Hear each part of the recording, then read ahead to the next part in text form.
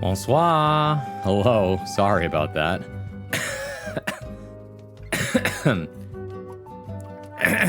Sorry. Still getting over it. Well, I'm basically recovered except for the slight cough, and that's because there's still a bit of leftover gross stuff in the throat. So yeah, welcome in everybody. Hello. Hello Elion. Hello Murdoch. Hello Hunter. Hello Vampire Ghost Storm. Hello Storm of the Seas. Hello Sly. Thank you for lurking, by the way. Thank you for the 10 stream streak, Murdoch. King Cow 21, hello, welcome. And Peanut, hello. Daily coin pickup. Yes, sir. Ducku's a mod right now. It's very casual mod status, not like super official. Let me see. Glad you guys are enjoying the music. Sorry if it's a little loud. Let me turn that down a little bit, actually. Yeah, don't you guys hate time-sensitive errands? But anyways, also hello Kodo, good to see you as well. Music's a vibe, yeah. I'd like to revisit the Fahrenheit Celsius Kelvin discussion from last night and put in my 2 cents. Kelvin is only really useful for measuring the temperature of atoms, stars. I just don't think it would be useful because right now it would be around 294 Kelvin for me, and that's fucked. Thank you for coming to my TED Talk. You're correct. Broad, even though it's impossible, you got me sick. What? Unova, your favorite Pokemon region? Actually, my favorite Pokemon region is Johto, but I had the most fun playing Unova, so. I got Bronze 6, sorry my dudes. You were in Japan? Sorry. I totally forgot about the prompt. No, it's alright. I've been laid out these past 2 days. God dang.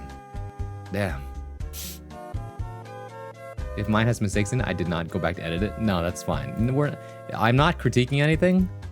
Because if you didn't ask me to critique your work, I will not be critiquing it. So, just to fill some of you in who are just coming in or wondering what's going on, I have started doing this thing in the Discord we have called a weekly prompt. Now, granted, I gave this weekly prompt maybe a month ago because I was in Japan for 2 weeks and then I was recovering from illness for like another weekend or so. So, this is the first weekly prompt, weekly quote unquote, that we're doing. And also to update everybody and to make an announcement about this on Discord, but I've decided instead of pinging everybody with the musician, writer, and artist tags, I decided instead that it would be better to have a singular role to ping so that people aren't punished for identifying as a writer, musician, or artist. Mine is Hoenn? Nice. That's a good choice. That's a good choice, yeah. I want your opinion and thoughts for sure. We passed by each other, JK, okay. If you want my opinions and thoughts, then you also have to add the secondary check mark to your work. That's all. My favorite region is Galar. That's a good one too. That's isn't that based on like England? Yeah, okay, 1 sec, all good. Let's see. So going to the weekly prompts tab here. Looks like Hunter couldn't quite get his work in on time, but I'll give him some leniency by going down the list. So we're gonna be going with Vampire Ghost Storm's work first. I'm gonna put this on the screen real quick. Just give me a second. We already are punished by society for being artists, writers, and musicians. True. Yes, it is. Okay. England. Hold on a second. All right, now, well, actually, I might as well put, actually, how am I gonna do this? Actually, I can do it like this. There we go. That's a good way to do it. Oh. Go here, and then finally do this. Okay. Nice. All right. So let's go ahead and get started, shall we? Now I'm scared. What the? Isn't Hoenn based on Hawaii? Actually, it's based on, I believe, Hokkaido, which is the northernmost part of Japan. It looks like an island. Let's put this on the screen, shall we? All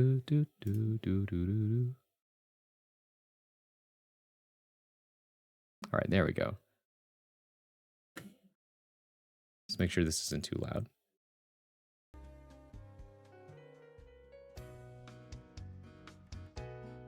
Actually, music is nice, so I kind of want to let it speak for itself. So what we really need actually is the relaxing fireplace noise for like 10 hours, as usual.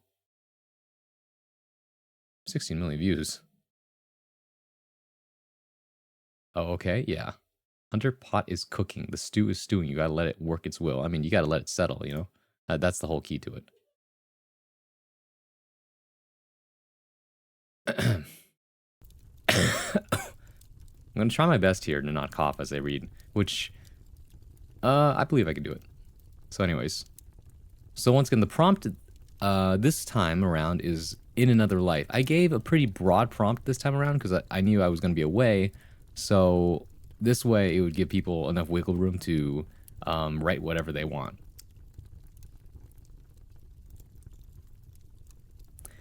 So this is by Vampire Ghost Storm. In another life. Alola? Alola was Hawaii, correct? In another life, I would have been free. The cold metal collar around my neck would not bother me. I doubt I would be wearing it at all. It would not be taunting me. It would not be a reminder of the deal that was made when I did not have a voice. I leaned against the dark side of a crumbling building and slowly sat down. I pulled out a piece of paper and a broken pencil from my jacket. I began writing. I closed my eyes as tears began to well in my eyes. In another life, my best friend would still have his parents. He would still have the sister as she was before their deaths. She would go home with a bright smile on her face as she ruffled the hair of her innocent baby brother. He would tell her off, but his words would have no malice. They would be surrounded by the sturdy walls of a loving home filled with warmth. I felt bittersweet as I thought about Razor. He was everything I wanted to be. Strong, passionate, confident. I wish I didn't have to do this. He already yelled at me for wanting to sacrifice myself. But he didn't understand what I was. I was our most powerful piece, and as such I had to make a decision to protect our family. In another life, my mentor would still be teasing me, not laying on the dark concrete, desperately clinging to the life that was draining from her. She would call me brother and embrace me as her own. We would be sharing a familial bond that was never meant to be. We would be doing all the things that we shouldn't have. We would be laughing at nothing and everything all at once. I stifled a laugh as I wrote about Blythe. She was everything to me back when I still worked for the councilman. She gave the world to me. She was like an invisible force guiding me through the dark fog that I called my life. She made me feel alive. In another life, my siblings would grow up in a home that protects them. They would not be afraid of sharing their voices with the man that they called father. Their mother would keep him in check, not half alive in a tank of broken memories. My siblings would grow up with love all around them. They would grow into confident and intelligent people who did not fear the dark. I remember the first time I met Shima and Rayleigh. They looked up to me as if I was family, yet we never shared blood. They treated me as a protector, an older brother who would do anything in the world for them. And I did, until our situation became sour. I grit my teeth as the councilman filled my head. I hated him for what he did to them, for what he did to me. He and I will face each other one last time, and only one is going to make it out alive. In another life, my friends would not look to me to lead them. They would make their own decisions with the spark that lived in their chests. They would live full, happy lives without the thought of war crossing their minds. They would not have to lose more friends than they can count on their hands. They would not have to fear the light. If only they knew what I was planning on doing, Would they yell and try to hold me back like Razor? Or would they solemnly accept my sacrifice? I led them through hell and back. They trusted me with everything they had. But I do not deserve their trust. I was a broken man in a world that didn't know peace from hate. I gulped as I continued filling the page. My vision became blurry with tears. I hope whoever finds it will understand my heartache. In another life, our city would be whole, not run by corrupt politicians and rebel gangs who sought freedom through destruction. It would be a single community who constantly thought of ways to better itself.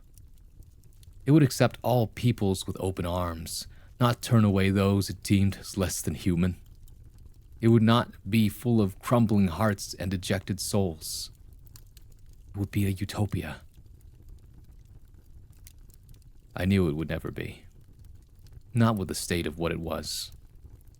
But still, a perfect city in a perfect world was a wonderful thought. That is all it was. A wonderful, hopeful thought. In another life, I would not have so many regrets. I would tie off all my loose ends and live to my fullest. I would not be a broken soul writing my story to the quiet echoes of a dark alleyway. I would share my experiences to the young minds of the next generation. I would tell them to not live their lives like I did. I will tell them that the dark is a comfort to those going through hardships. But light is the only way to move forward. I remember the first time I saw it. The light. It was the day I met Blythe. I know I already wrote about her, but she was, and is, very important to me. She may have been my mentor and sister, but she was also the first person I ever loved. She showed me a side of the world that I never knew. She made me into the person I am today. Her light made me want to step out of the dark.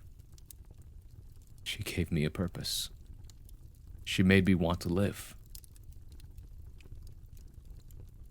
I sighed and set the pencil down beside me. I stared at the words that I had written. A small smile formed on my face as I felt a weight lift off my shoulders. It was the first and only time that I had ever written. I closed my eyes and folded up the paper. One thing was for sure. In another life, I shall be free.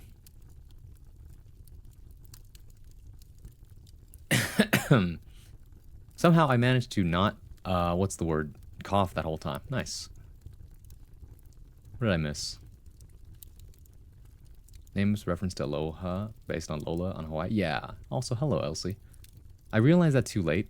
All good. Another life, count me in. I didn't realize how sad it was until now. My bad. No, it's fine. We accept all forms of writing as long as it's not hate speech. That's all. I am shook, but it's very, very good. Is this, based on the names, isn't this based on the world building that you've already been doing for a bunch of your characters? The POV is the MC of my current story. I see.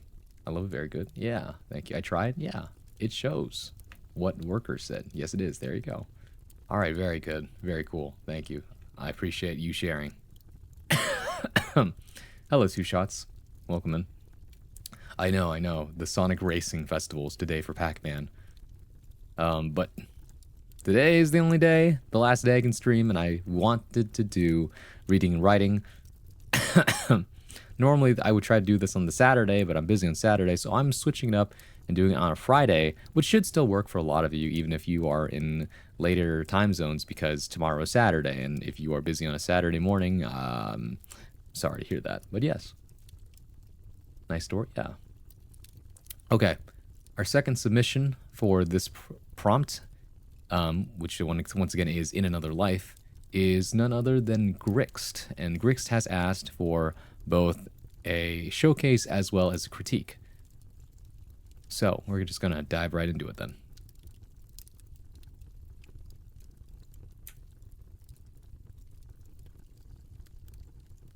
I remember seeing you across the lake some time ago.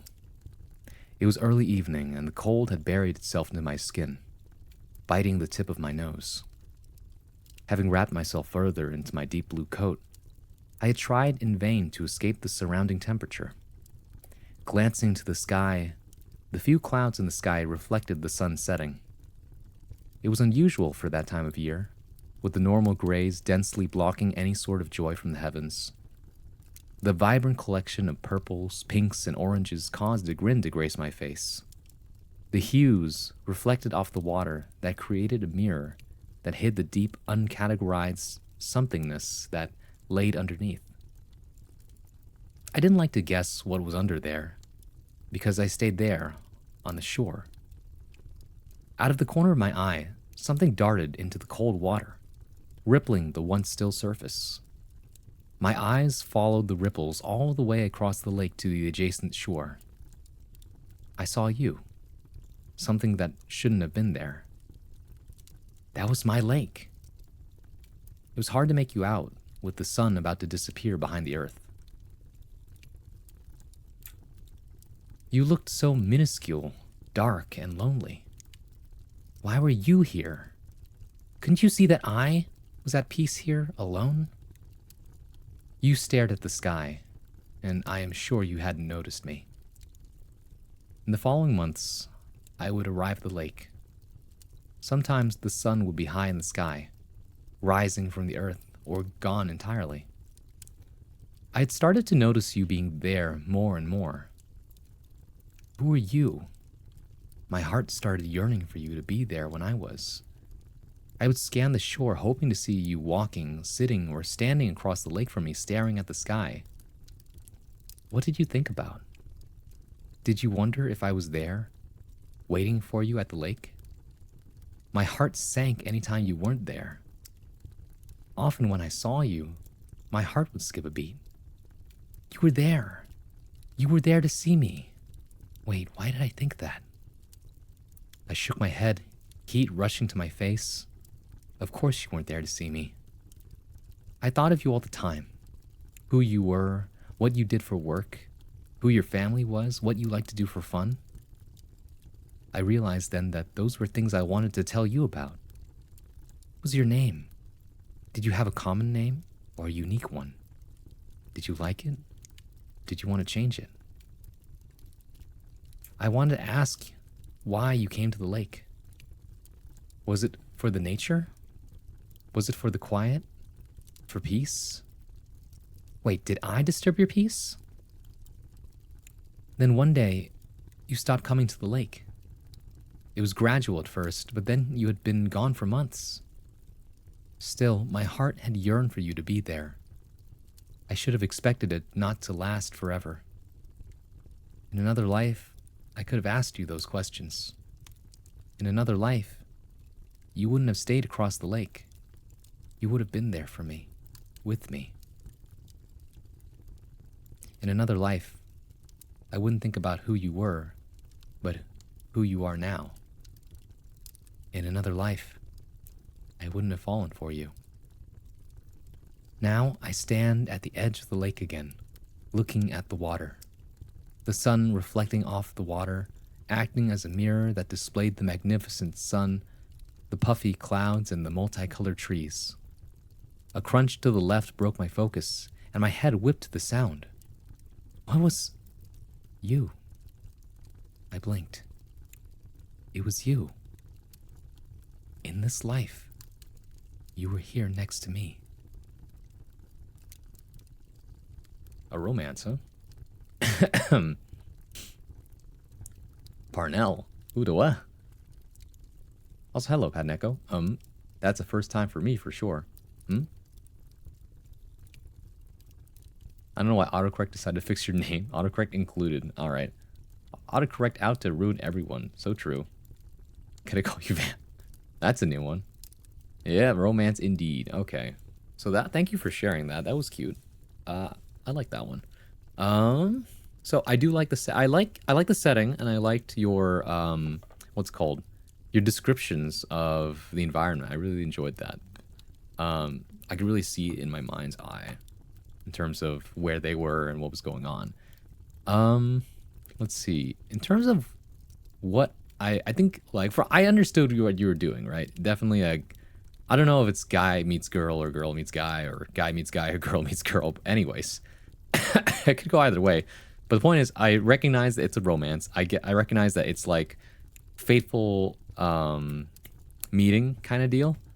Um, Definitely a one-sided like what are they thinking kind of narrative, which I think is very fun to do.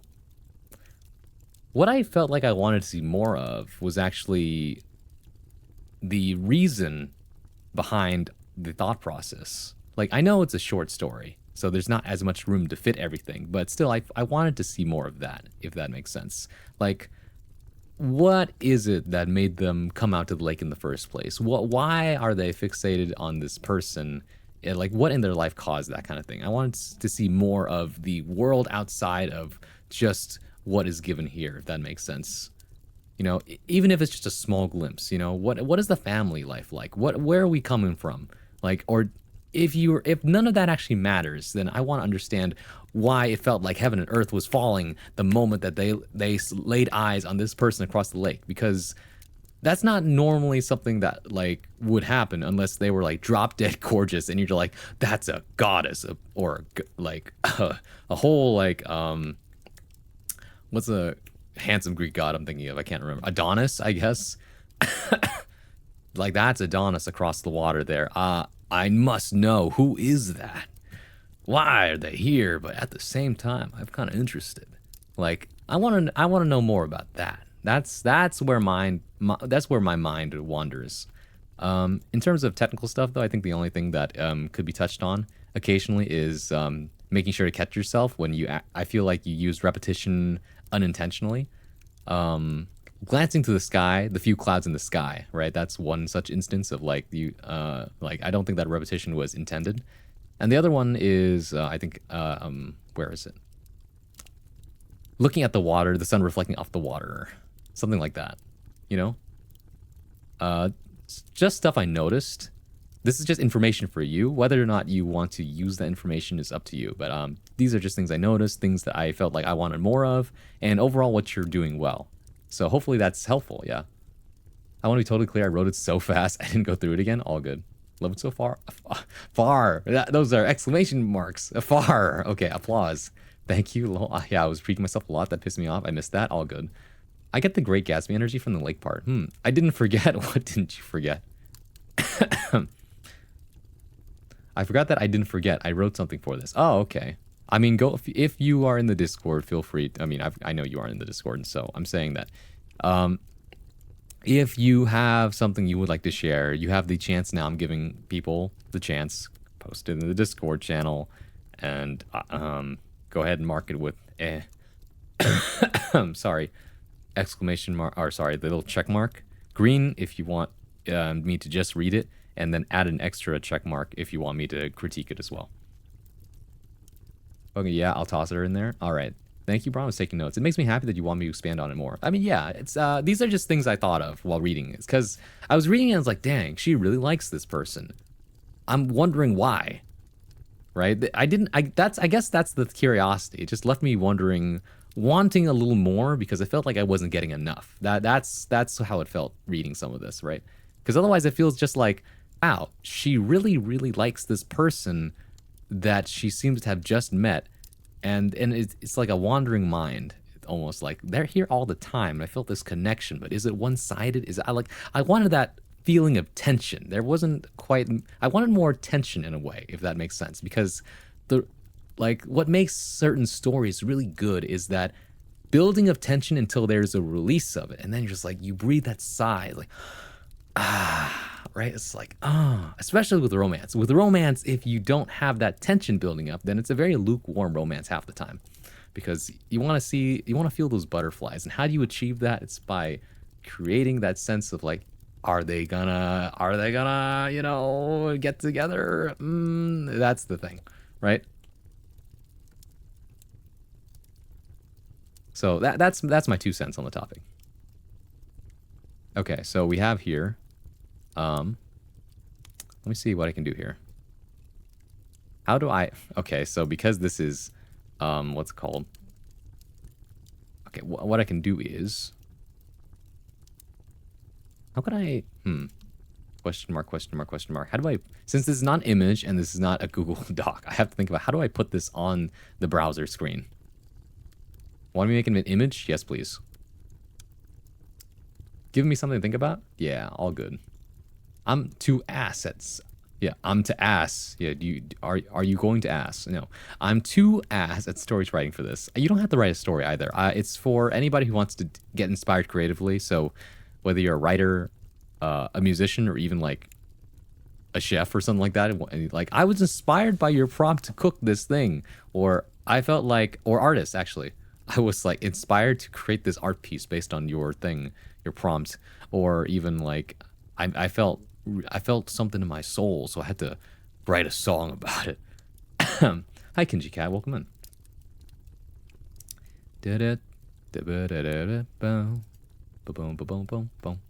So far, so good, though. I'm glad that you guys enjoyed this weekly prompt that I've left for you guys.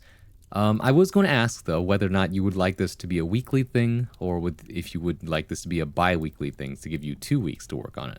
But the reason I don't really think that would work is simply because I know most of you would just procrastinate until the very last moment anyway. So if you give you 2 weeks, that's like a week and a half of not doing anything, and then like half a week of let me cram something in. So if I give you 1 week, then you're just like, okay, I gotta get my butt in gear, right?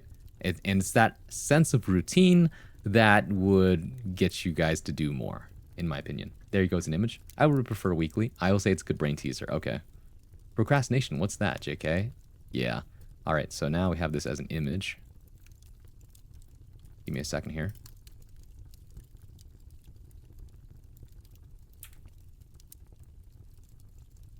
So this one is submitted by Worker. We've been here before, you and I. Echoes and reflections, hands calloused by the palms of the other.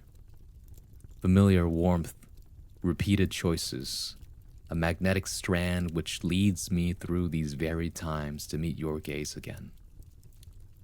With our many faces and our many voices, we are together. And I yearn for another opportunity in yet another life to again choose to become one with you. Nice. Thank you for that. A week is too short, you think? I feel like constraints are actually the perfect environment for creativity. Like, a lot of people say, you should give me as much freedom and time as I want. But I find that the more you actually constrict your choices and learn to work within tight confines of space, the more creative you get.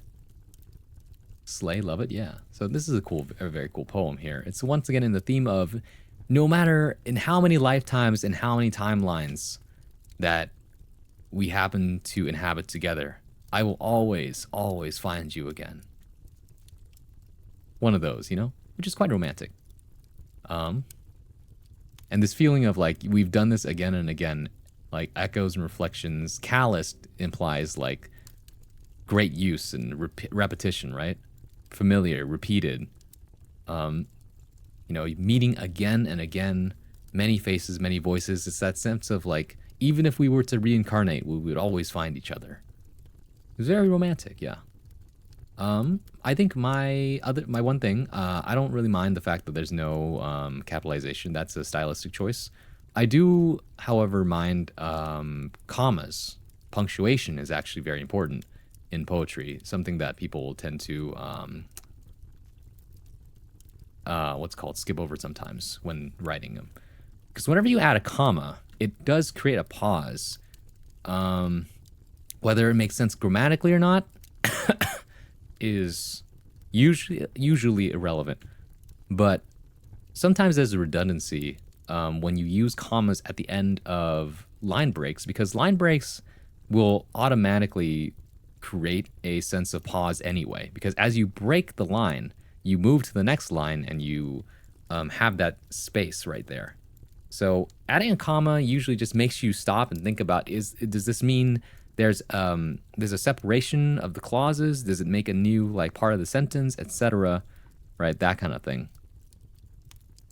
Whereas if you leave the line open instead of using a comma, it actually creates less friction when you read it.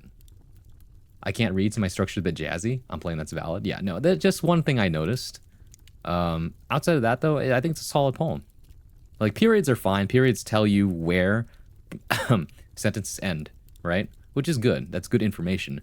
But sometimes, even something as small as a comma can be information overload to the reader and can actually affect the reading experience. So, just something I noticed. Dude, I'm still working on a short story I've been writing since November. Oh, I get that. I definitely get that. I've always had trouble when it comes to finishing longer works, for sure. Only through like sheer determination and just routine do we ever really get anything done. Well, specifically me. That's how I managed to write 20 chapters of awful fan fiction, but that's a story for another day. By the way, speaking of that, I finally finished reviewing it. I've read it. I've reread it now, the whole thing, and I have touched up some parts that I thought were a little lacking. I was thinking of touching up maybe one or two more parts, but otherwise, I think it's about ready for me to upload to you know what AO3. I do have an account now. I didn't know at the time that you have to apply to get an account. Now I do. I've uploaded only one thing onto it, and that is the piece of writing I did for a different contest for a different streamer friend of ours, Kate Corvus. But they're very cool. You can check them out. So that's the only thing on there. The thing is what I found out is that if you try to upload, like copy paste whatever you have in your Google Docs to AO3, the formatting gets kind of a little messed up. Like you have to go in there yourself and then retouch up all the line breaks and things like that if there are any. So that's a whole process. So I'll have to do chapter by chapter and also figure out how to do the tag system as well as a bunch of other things. So that's for another day. I don't plan on getting into that today. But so far that's all the submissions we have for this week's prompt. I'm guessing Hunter, who said that they have something for us. Well, maybe. I don't know if they're writing it or not, or if they just wanted to write something. But they have until the end of stream. That's the whole thing. But I don't want to even give them that much time. Like I'll give you like another hour maybe. Hunter is writing. I'll give you another hour, right? That's the leniency we'll have for right now. Going back into the chat, was this directed at me? I think so. I'd like your thoughts, please, if you have any. But yeah, writing is great. I love seeing what you guys come up with. Thank you for that. In return, now normally I want to write something too, but remember I was busy and then sick for like 3 weeks. So when we come back, I think I'll go ahead and try my own hand at my own prompt and see where it takes us. I'll probably write a poem. Felt bad if it wasn't, didn't say anything. That's very nice. Thank you. Yeah. Yes. Okay, cool. You guys get to see my writing process after this. But we'll be right back after this quick ad break. I'm going to play 3 minutes of ads. I need some water, etc. So go do what you got to do, and we'll be right back after these messages. Here's that nice little jazz music you guys like. See you in a bit.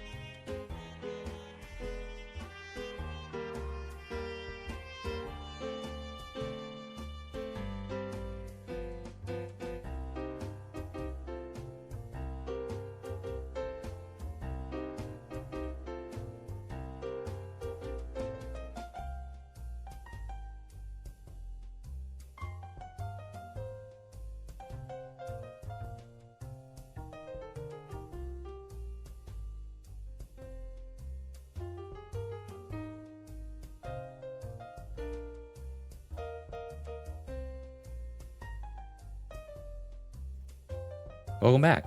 Hope you had a good ad break. I got my water.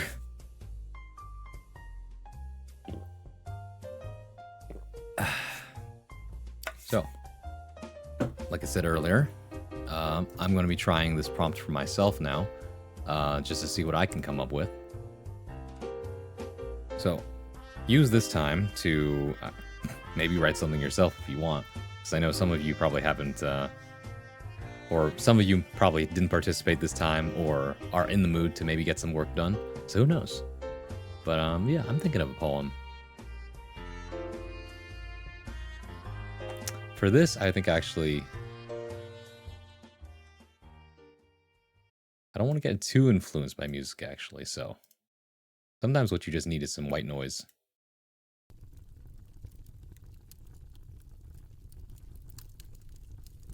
We back. That's true, we are back. So, let me just write a quick poem.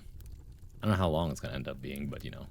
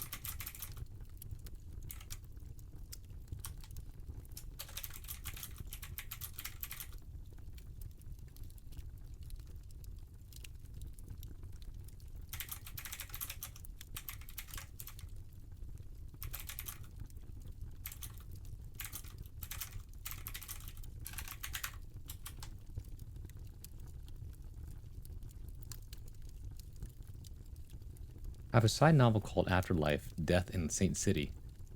Has to do with other lives and reincarnation and such. It's an alpha draft right now. It's very hard to read, very graphic, really. We talk like concerning the body kind of graphic and all that. I'm guessing. Sounds very interesting. It does sound pretty interesting.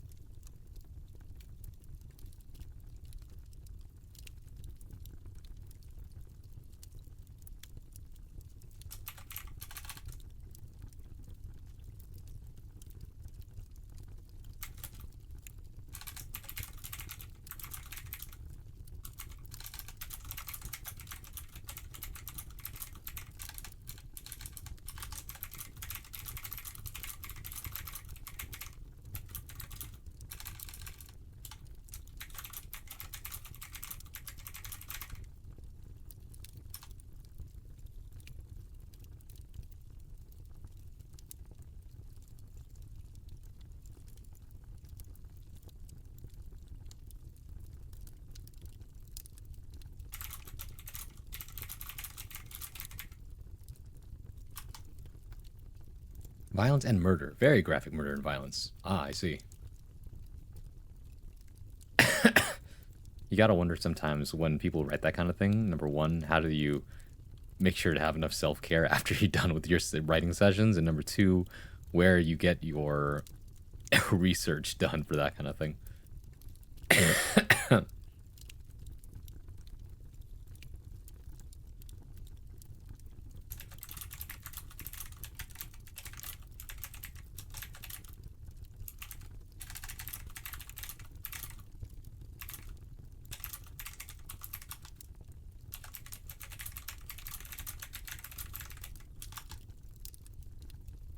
Crime stories, of course. That's why we look at the artists who draw it well. Of course, of course. And then you wonder, how do those artists find their resources? Where did they get their inspiration from?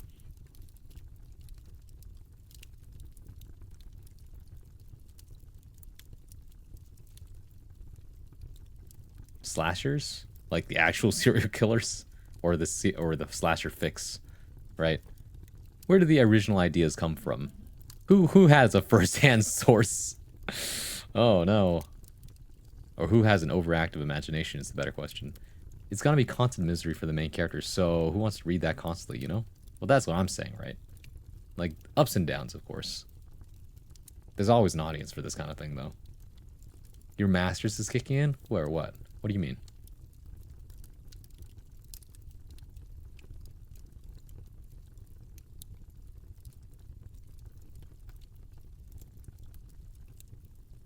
You're writing? Oh.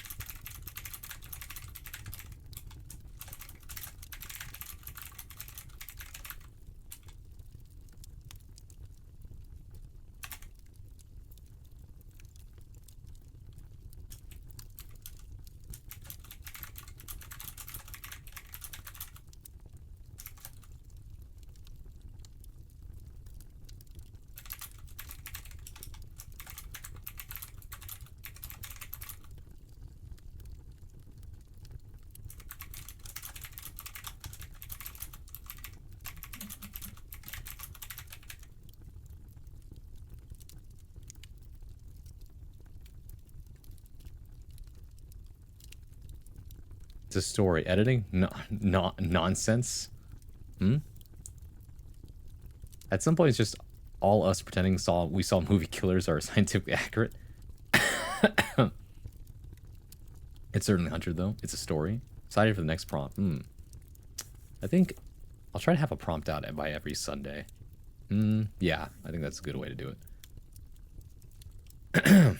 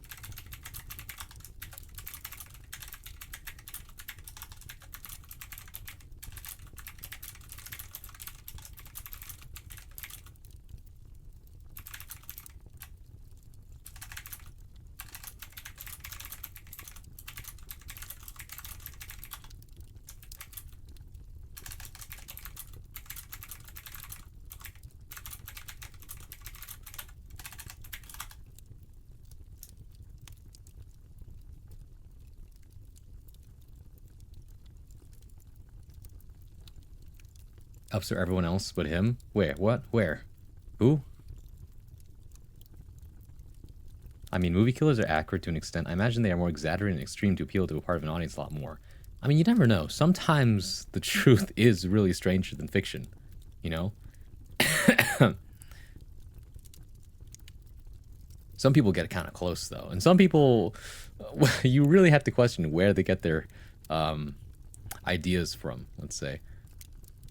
That does remind me, though, of a post I saw. Kind of wanted to share. Let's see if I can find it real quick. There were two things I wanted to share, actually. Let me just finish this poem first, and then after that I can go and find the thing I wanted to find.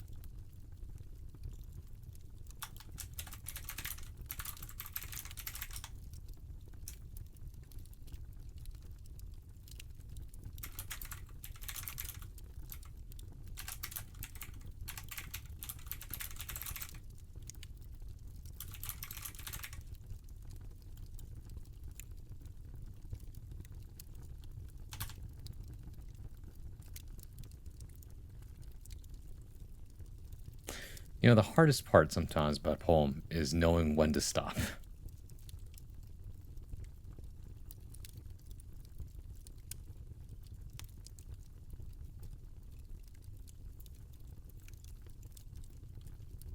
You just keep going? I really do. And that's not hard to do. Remember, when I said the whole thing about constraint, the hardest part is cutting down. There's a character in that is a fanfic version of Billy from Black Christmas. Oh my god, Black Christmas. I should have said some so I could be more accurate with my words. All good. To answer your question, the main character in the Afterlife novel, no ups, only downs. Only downs. Getting the runs, the downs. No, sorry. I could be completely wrong since I'm making assumptions of basically nothing. I mean, you know, it's an idea. 5 pages? Where? That was 3, actually. We have to keep mine super short. It's just how I was trained. Yeah, all good. I had actually a college professor one time who stood for the opposite of everything I understood, which was that she always encouraged us to try and write more. But it would have to be more with quality, because she wouldn't accept it if she read it and it was like you're just repeating the same thing over and over again. Like she wanted more but with actual content. And we realized that's really hard to do, especially when you're trained to try and be concise. So once again, it was one of those things where once we understood the rule, we were now being taught how to break the rule. That was interesting. Black Christmas mentioned, Peak mentioned. Okay, all good. Let's see what I've got so far, though. I don't think it's my best work, but I think it's interesting. It's more of a story than it is a poem. But sometimes poems really are just short stories. In another life.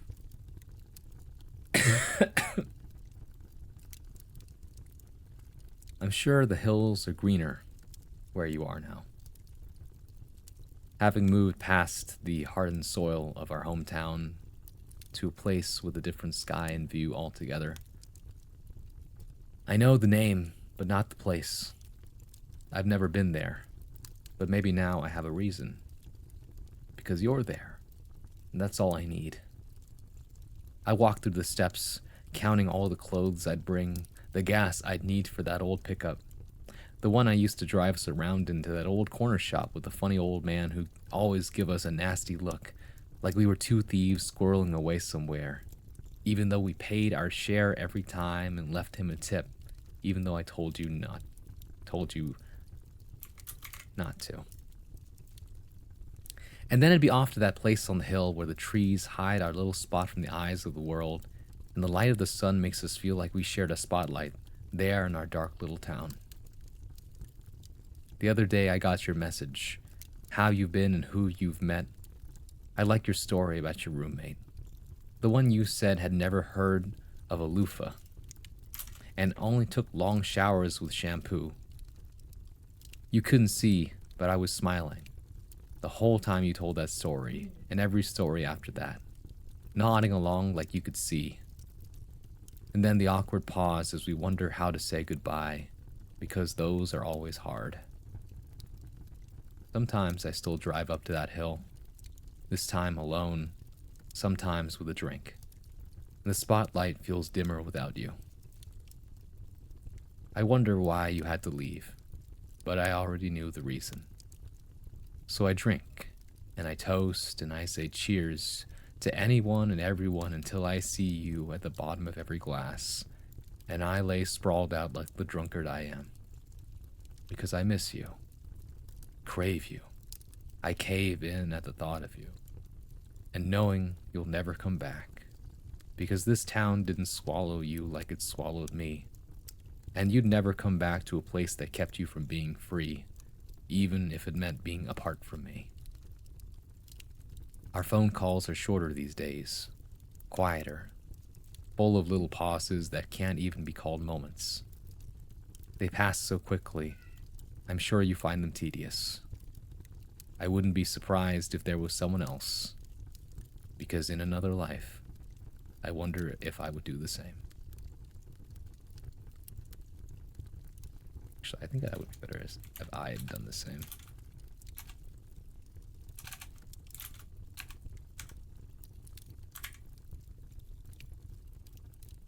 Billy's a very sick man. Ooh, what? I think you said ups and downs in response to my comments. If I didn't straight up misunderstand, I did say that. I don't remember if that was the context, though. My bad. My pixel resolution is like 144 at the moment, so I guess on the way the pixels looked, Huh? Where? What?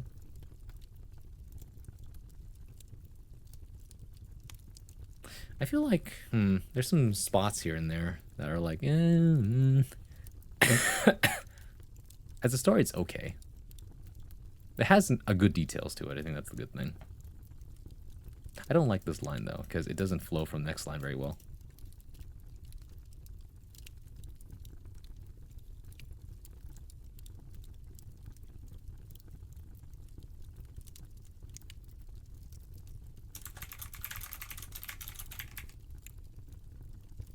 There we go.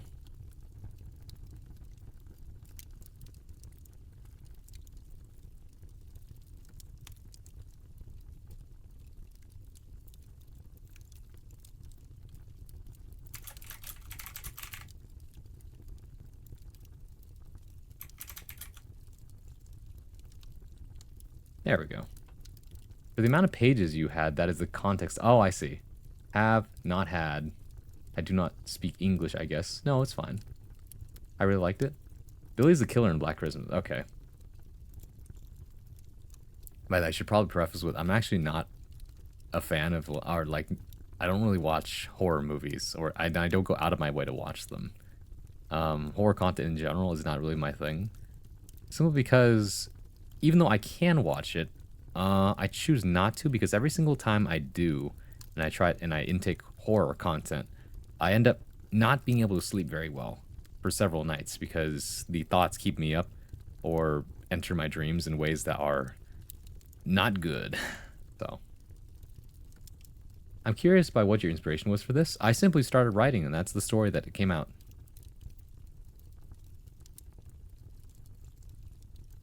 It says, I just start... Usually what happens is I start with a line, and then expand on the line, and then keep going, and then just decide as I go. For some poems, it's different. Other poems, I can't just swing like that. Sometimes I have to understand what it is I'm trying to say.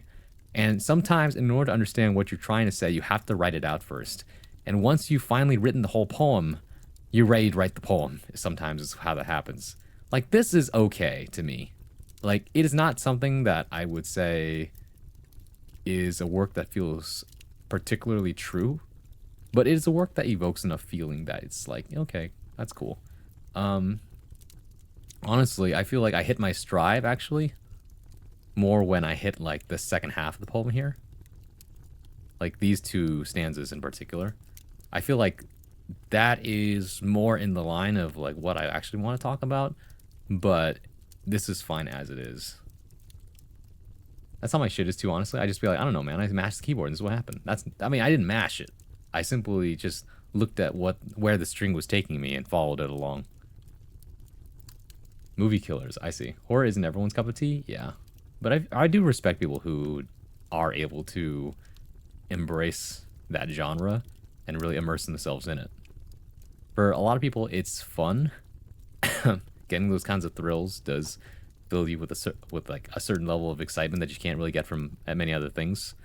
That being said, it's not for me, but for sure, I do appreciate it. But yeah, not bad. When, what, where, how, and why? In response to what?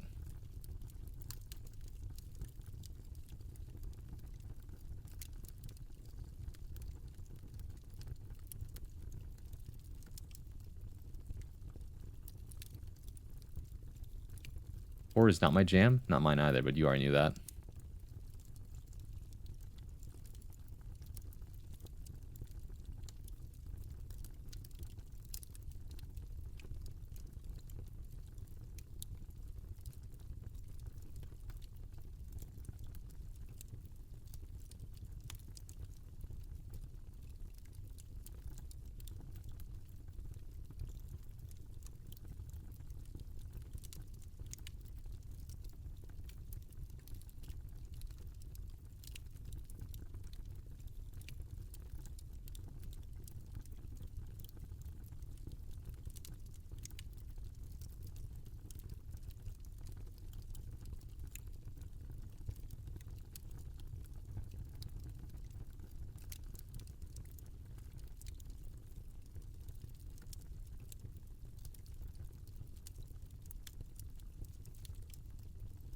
Oh, you're right.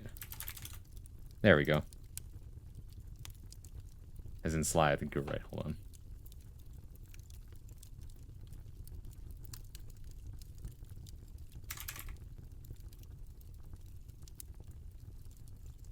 Maybe that's probably better. Understandable. I'm not a big fan of chick flicks or romance. I'm all about that. Not accurate. I like them ish. Maybe we can all agree on watching a good action movie. Or a comedy. One of those. Hook me up with a good rom-com or something. You know, everyone's been talking about that one movie that's in Korean about, like, what's it called? I wonder if you guys are familiar with it. It's the one where guy meets girl and it's like a perfect match. But, and it's always like, what's the but? You would have to watch it and find out. My favorite rom-com is The Proposal. I wish they still made good ones. Goat. Only chick flicks I like immensely are the OG Mean Girls and Easy A. Oh, here's the other thing I wanted to show. Which is a good example of something else I was thinking of.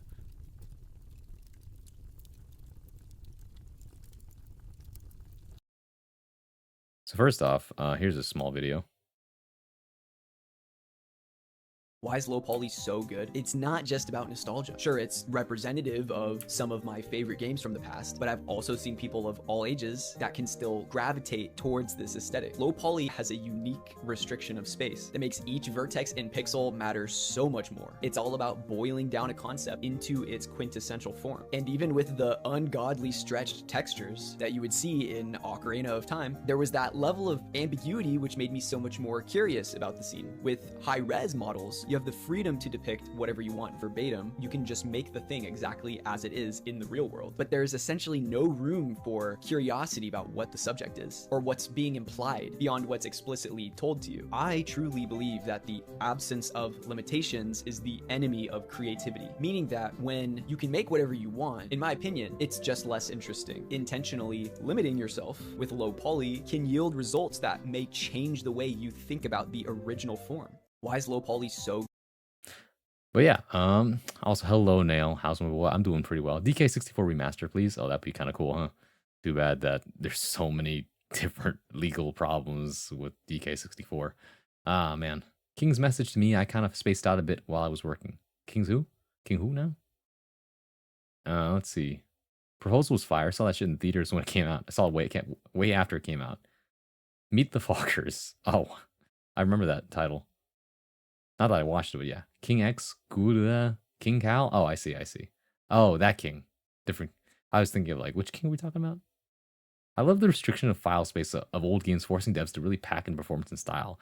I remember seeing another post that are just like Mario, what's it called? Mario Galaxy and Mario Sunshine. The games themselves were actually really, really small. Most of the disk space was actually taken up by the rendered cutscenes and movies in the game, which is also really funny. But anyways, the reason why I bring this up is not only because it's a really good point. I agree that when you are given limitations for old video games, it creates more ambiguity and leaves room for the imagination. Basically, the more advanced and high definition something becomes, the less room you have that your brain has to fill in the gaps because the gaps have already been filled for you. Basically, there's no need for imagination when everything is so clear and clear cut for you, right?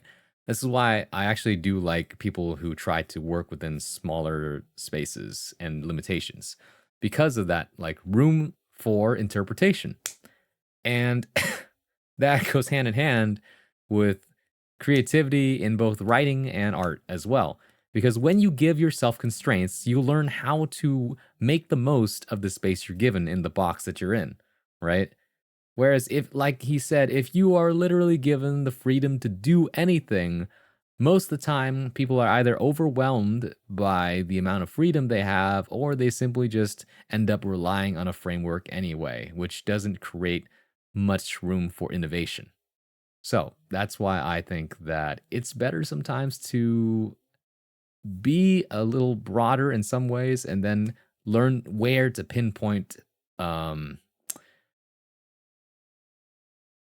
what's the word? Heavy levels of detail in others, right? Interesting take. I just wanted when you mentioned movie killer. I see. But yeah, the other thing I wanted to show off was this other prompt. Or not other prompt, sorry, this other post I saw, which I thought was really funny. So, anyone know that one Tumblr post of a serial killer ex mystery couple writer couple, because it's etc. etc. So, a dating service where matching is based on people's search history exists. You're a serial killer, you go on a date with a writer. Serial killer, metaphorically, if you were to kill someone, how would you do it? Writer, air shot between the toes, it looked like a heart attack. Serial killer who is obviously in love already. Okay. Alright.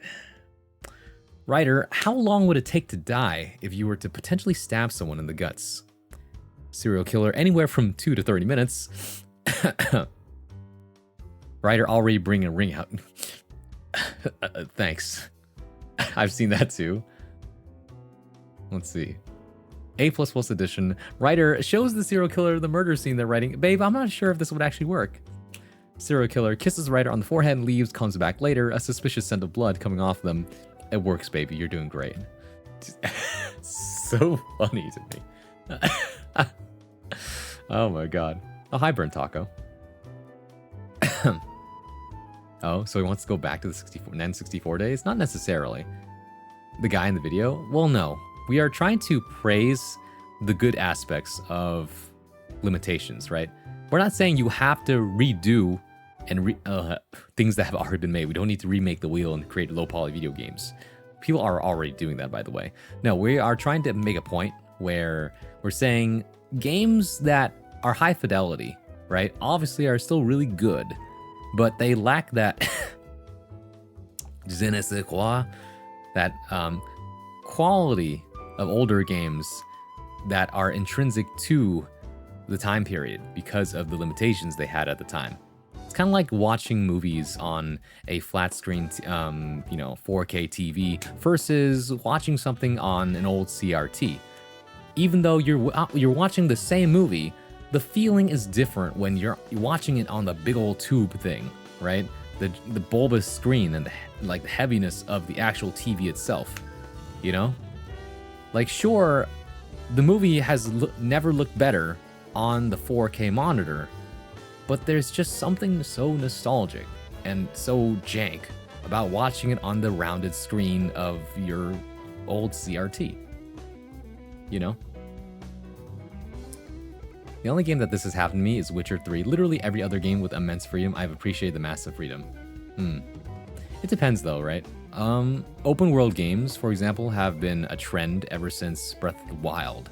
And don't get me wrong, most of them are good.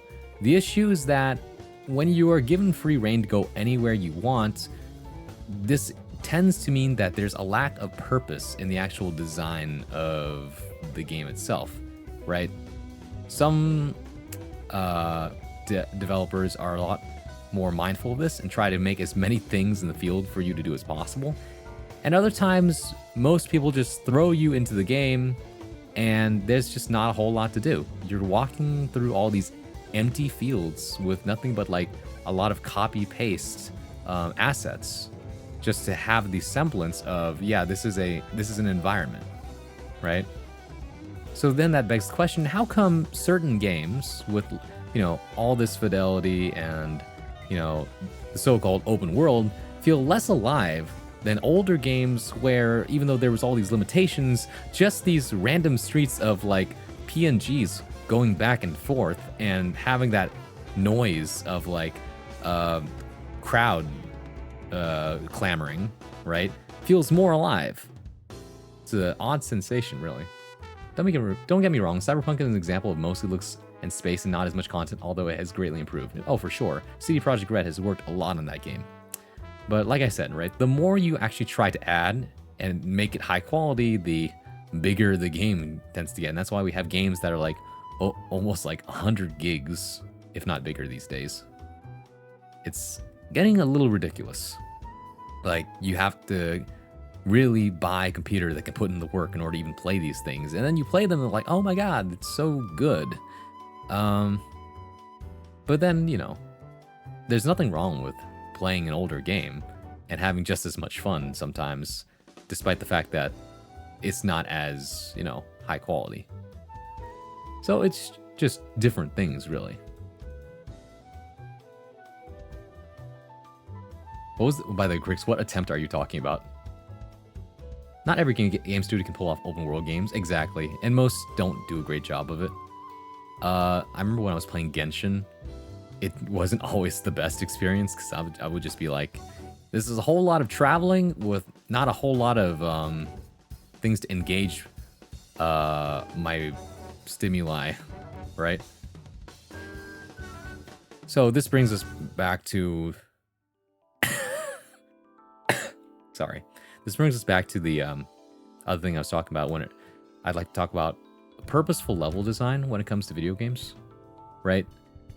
Take, say, Dark Souls, right? Dark Souls is... Oh, hi, Boops. I don't remember, never mind, all good. Dark Souls is a game where it's also a little bit open world, but in the aspect that you can technically go wherever you want. Ah! Hi, Burn Taco, welcome back. Hi, Braun. Hello, Boops. We did a bunch of things already. We talked a little bit about, we're talking right now about video game design, because we watched this. Dark Souls mentioned, I've been resummoned into this chat. Yeah, Dark Souls, it has a good freedom in that you can technically go wherever you want, but the level design is much more tightly and purposefully done in that... Your writing make me hungry. Oh, you already ate dinner with me earlier. Too bad. Because we can't be overfeeding you, otherwise you'll explode. But yeah, the purposeful game design of Dark Souls is present in every single corridor that you have to navigate, because the enemies are placed in very specific areas. They're not just plopped into the map. Everything is made in a specific way to give you a similar challenge that everyone has to go through. Now, don't get me wrong, there is definitely something to be said about open world games where everyone has a different story to tell. But something about having a shared experience across the board with everybody also helps to aid that sense of camaraderie, where like, oh, you did that too? I remember that, right? It adds a certain flavor to the game you're playing, and also creates a more streamlined experience for the player as well. But you know,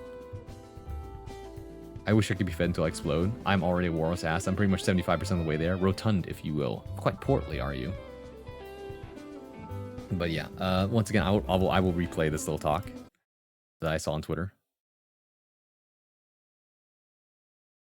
Why is low poly so good? It's not just about nostalgia. Sure, it's representative of some of my favorite games from the past, but I've also seen people of all ages that can still gravitate towards this aesthetic. Low poly has a unique restriction of space that makes each vertex and pixel matter so much more. It's all about boiling down a concept into its quintessential form. And even with the ungodly stretched textures that you would see in Ocarina of Time, there was that level of ambiguity which made me so much more curious about the scene. With high-res models, you have the freedom to depict whatever you want verbatim. You can just make the thing exactly as it is in the real world. But there's essentially no room for curiosity about what the subject is or what's being implied beyond what's explicitly told to you. I truly believe that the absence of limitations is the enemy of creativity, meaning that when you can make whatever you want, in my opinion, it's just less interesting. Intentionally limiting yourself with low poly can yield results that may change the way you think about the original form.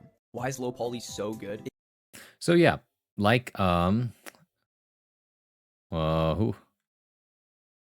Toro here said, or maybe, well, I'm pretty sure this is him. Yeah, like this person said. Feed me more. You know you already ate, but let me explode. All right, cue the music.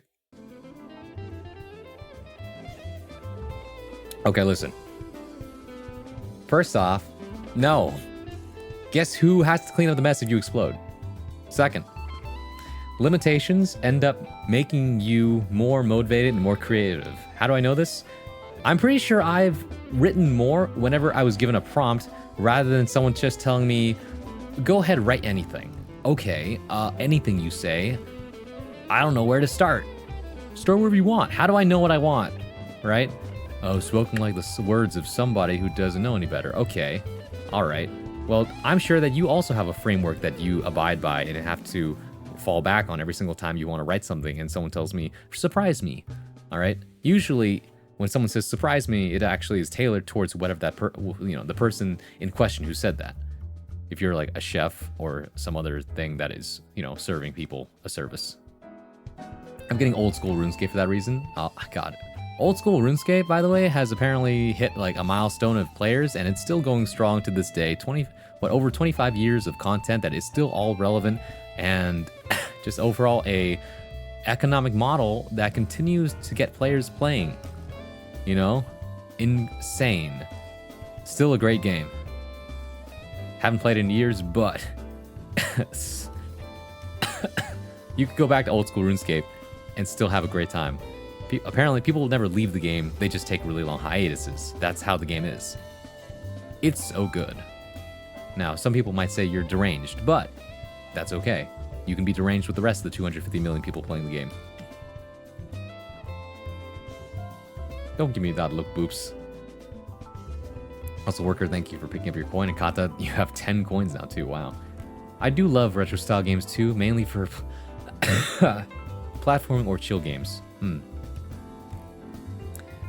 Compliments, Angstays. Good to see you. What can I say? Always a pleasure. You have a way with words. I think that you have a calm demeanor that adds something to the conversation every time you're around. And you have a very sharp mind, I would say, as well. But yeah, welcome back. Don't die now? I'm good. I'm not, my coughs aren't like super wet anymore, so that's the good news. Instead, I'm pretty much not sick anymore. The coughs you hear are actually my body trying to get rid of the excess gross stuff in my throat. So Final Fantasy XIV Online is also doing well. I might go back to that someday. Yep, that's the other very popular game.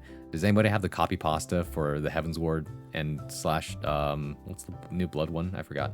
Something expansion. Thank you, you're welcome. But yeah, it is very, very rare, I know, for most of you to see me streaming, reading and writing on a Friday night. Like, what the? It's not Sunday. It's not even Saturday. It's Friday. Yeah, because I'm busy all weekend. That's great. Yeah. So, I don't know. Usually Fridays are dedicated towards other things because it's like a hot night for everybody to want to have some fun. But I guess for some people, this is their form of fun. It's the relaxing content I need. That's true. Busy resting, right? Yeah, well, does going to a party count as rest? Don't point that at me. I know what I'm doing. All right. Plus, if anything, though, for sure, I think, once again, doing too many days in a row of streaming is bad. I need to break it up a little bit more, just so I have some more time for myself. Like, what do you mean by more time for yourself? It's like, let me put it like this. My brother says, I don't really see you very much because you're always busy streaming. And he's right. I would like to spend more time doing that. It's not like I don't put time for myself, though. For example, what did I do I had a day off yesterday, and I really wanted to be productive. But you know what I did instead as a bit of self-care, quote unquote? I ended up catching up to Gachiakuta. If you don't know what that is, it's a manga series / now anime. How do I even explain it? It's very shonen. It reminds me of the old 2000s world building. It's really good. I like it a lot. The characters are so well done. They're all flawed but great in their own interesting ways. There's always some kind of mystery in the background happening, and the world itself is full of these unexplained things and just wonderful, fantastical, and terrible, terrible things to explore that all revolve around trash and the importance of treasuring your belongings. Fridays are good downtimers. It doesn't, but then again, you do you. Really? You wouldn't say party is resting? I don't know, it depends, I guess. I guess for a lot of people, parties are like, that was draining and exhausting. I had to talk to all those people. However, if you're an extrovert, you're like, finally, I get to go out of the house. I get to interact with people. I get to have energy and fun and do things. So it depends. Really depends. Tomorrow's my work party, and I'm ready to slay the house down. Let's go. From what I'm observing, tonight in particular seems to be important downtime for a lot of people. I see that, yeah. Depends on the party and your orientation. Parties might recharge extroverts. So yeah, same thought, same brain cell. Very good. Yes, I got depressed last night from not being productive and becoming bored. It's so important. I see. Interacting with human beings, sounds like something that you would do on occasion. Me, IRL, too many people know online, I like talking with people. That's true. Talking with people online versus talking with people in person is different, right? I feel like when you're on a call, whether that's one-on-one or in like a bigger Discord call channel / server, it's different, right? You don't have to focus on all of the body movement / communication there. You just simply have to listen in and just talk, which is a lot less stress on you, right? Especially in there's a level of anonymity online that you wouldn't have in person, right? Whereas in person, there's a lot more going on. You don't know. You have all these other questions like, what do they think of me? How do I look right now? What do they like? Are they gonna remember this thing? Man, do I have to say the right thing in front of them? I don't know if I have to make a good impression. You know, I'm tired. I want to go home. I want to go do other things. This is not where I want to be right now. I mean, this conversation isn't even the one I want to be having right now. I don't want to talk to you. Yeah, like you seem like a cool person, but I don't want to talk to you right now. You know? Like, it's like an anti-socialism that isn't necessarily directed at anyone, but more like it would expend way too much energy and gives you too much anxiety to actually go through with, which is why you try to keep that to a bare minimum, is what I'm guessing for a lot of you. But yeah, I get it. Mostly because when I took one Myers-Briggs test and it says, you're 51% extrovert and 49% introvert. Ah, very cool. That would explain why half the time I feel like I want to go home and the other half the time I want to go out. This big saying true. Once I win the lottery, I can build my self-reliant compound and recede from humanity entirely. Offline is full of nonverbals I can't read. It's kind of exhausting. Once again, same thought. Thank you. I find I get misunderstood a lot more easily through text. See, Kodo is one of those people I've met in person. Like, yeah, no, you definitely are more comfortable talking in person. Whereas through text, it's like, how do I explain to myself? You can't see my jazz hands when I'm talking to you online, bro. Unless I try to emote that. Thank you, emojis. You are a life changer. Game changer, even. Sensory stimuli is so much more IRL. At home, I can control stimuli. That's true. That makes two of us. People seem to think I'm nice through text. I mean, I've heard you talk. You're nice through text and through speaking. In fact, sometimes I think that you're actually meaner through text. Funny enough. And also, you're also like, the deadpan belies most of your, abrasiveness on opinions. Which is like, I disagree with you, but I'm not gonna bother with the energy to argue. That's what I picked up on anyway. You're nice, get owned. Oh my. What the heck is this propaganda? Skyfer, thank you for raiding the party of 2. Welcome in, Raiders. Hello, my name is Bronze Swam, Honor Day Bard at your service, your one-stop shop for poetry, performance, and pleasantries. When I'm not playing fighting games, you can usually find me reading, writing, and sometimes I might even sing you a psalm. Hey, welcome in, and I hope you had a great time playing Monster Hunter Wilds. Raiders, if you gotta go, you gotta go. Please do get some rest, otherwise feel free to stick around, and now y'all know where to find me. People think I am mean through text, so I feel ya. I'm very introverted, but huge yapper. You give me the opportunity, I will yap. I understand. My writing emails that come off as a huge bitch? Damn. What did you write? Girl. What did you do? Most people do. It's the missing nonverbals again. It's like you can't detect sarcasm through text unless you write /s or you have italics available. By the way, small pet peeve of mine is when people italicize the wrong words that they don't mean to italicize. Like, depending on what words you italicize in a sentence, they really do change the meaning. I didn't say that. I didn't say that. I didn't say that. I didn't say that. So where you put the emphasis changes the meaning quite a bit.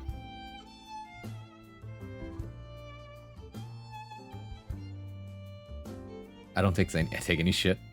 Lies. I can't believe what I'm hearing right now. I've never been nice. I'm evil. Evil, I say. Absolutely lies, actually. Not a single true word was spoken right there. You can believe what you're hearing. You have been nice. You are not evil. You're simply very grumpy. I hunted monsters. Michi made them fear her. Nice. Wait, which Michi? There's a lot of Michis out there, I guess. We took names? The names of monsters? You took names and their skin. What if I use italics for just different sentences? I mean, that's fine. Oh, the sirens are back. Ruzo! Hello. Nice is a very effective way to be evil. People don't know how to challenge evil cloaked in niceness. That's true. That's called a wolf in sheep's clothing, right? I did it. Nice. It ain't best, but I think I just kind of got carried away. I'm down to read it. Michi Koi? Oh, I didn't know you love Michi. Yeah, nice. That's fun. Tell Michi I said hello. You're gonna love parts of my novella then. Huh? Oh, boy. Grumpy? Fine. I'll take it. I'm not evil. I'm just grumpy. I need what is it called? You're not you when you're hungry. Have a Snickers. The thing is that I normally send one sentence emails and my disk type is CD. So what does CD disk type have to do with anything? Why is everything on fire? Ruzo! Garcio! Speaking of evil, damn you, Demon King. True, but I feel the difference for me is like dramatic. Like there's definitely something about my tone of voice, physicality that makes my sense of humor, personality work. It's true. You're just a jolly fellow. No one will ever believe you're being mean when you're in person because you're just like, you're all smiles. It's all good. We're all friends here, even if you're a dipshit. I'm kidding, but well, to be honest, that is something you might say to someone. It's like, get friended on. What? I need an insult here. Get friended on, dickwad. Something like that. Oh my god. As if that'll help. Eat a Snickers? I mean, it was a commercial back then. You know what I'm saying. You know what a disc is? I know what a disc is. We're talking about a CD, the thing you put in the computer, right? Unless you're talking about something else, in which case this is something else. In which case I might need some clarification. Caramel sugar junk. Okay, look. Yes, you're right. You don't have a need to eat candy. You don't have to eat a lot of these things that are superfluous to your health. That being said, though, caramel sugar junk occasionally tastes pretty good. Especially with the nuts. It's personality type. Oh, that's different. My bad. I wasn't aware. Folks with some caramel sugar junk. 3 stream streak. Congratulations, Russo. Potato Pat. It's packed with peanuts and really satisfies. That's true, it does. You guys got a favorite chocolate bar if you do eat chocolate, though? Mine is, actually, I used to say 3 Musketeers a lot, but actually, I think I really like, what's that one chocolate? It's not Ghirardelli, it's the other one. Lindor, I think, is the one that has, like, a very, very creamy inside. Dark chocolate Hershey. I like Kit Kats. Kit Kats are fun. And they come in so many flavors, especially if you go to Japan. Is there a website for this? Color me interested. 3 Musketeers or Crunch? Ah, Crunch is good too. I think Almond Joys are underrated, but mostly because I actually like the coconut. I think people don't like coconut, and that's why they don't like Almond Joys. They'll be like, if I wanted to eat healthy, I'd actually go out and eat a coconut. I don't want coconut in my chocolate. That's what I've heard.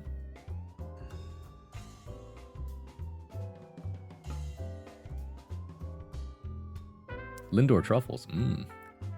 A fat protein sugar makes it good catalyst food to get you to the point where you can make real food. Cool disc personality types. I like Hershey's chocolate with peanuts. That's good too. Fina. Oh, no, you can't, Fina. Ruzo has already commandeered most of those things, which means they're gonna come in sequence. Gosh darn you two. Troublemakers, a lot of you. You will now manually breathe for the next 30 seconds. Did you know if you keep doing that over and over again, you're actually gonna, like, give yourself, like, a light head? Funny enough. But anyways. Oh my god. All of those are gonna happen during the ad break, unfortunately, because we have to take one right now, and I kind of want a snack. So, when we come back, I'm actually gonna go ahead and put Hunter's weekly prompt share up on the screen, and according to this, he wants me to both read it and critique it. So, yeah, more reading and writing when we come back. But first, go ahead and go do what you gotta do, and I will see you back here in about 3 minutes. Is this Jazzy Final Fantasy 9? Yeah.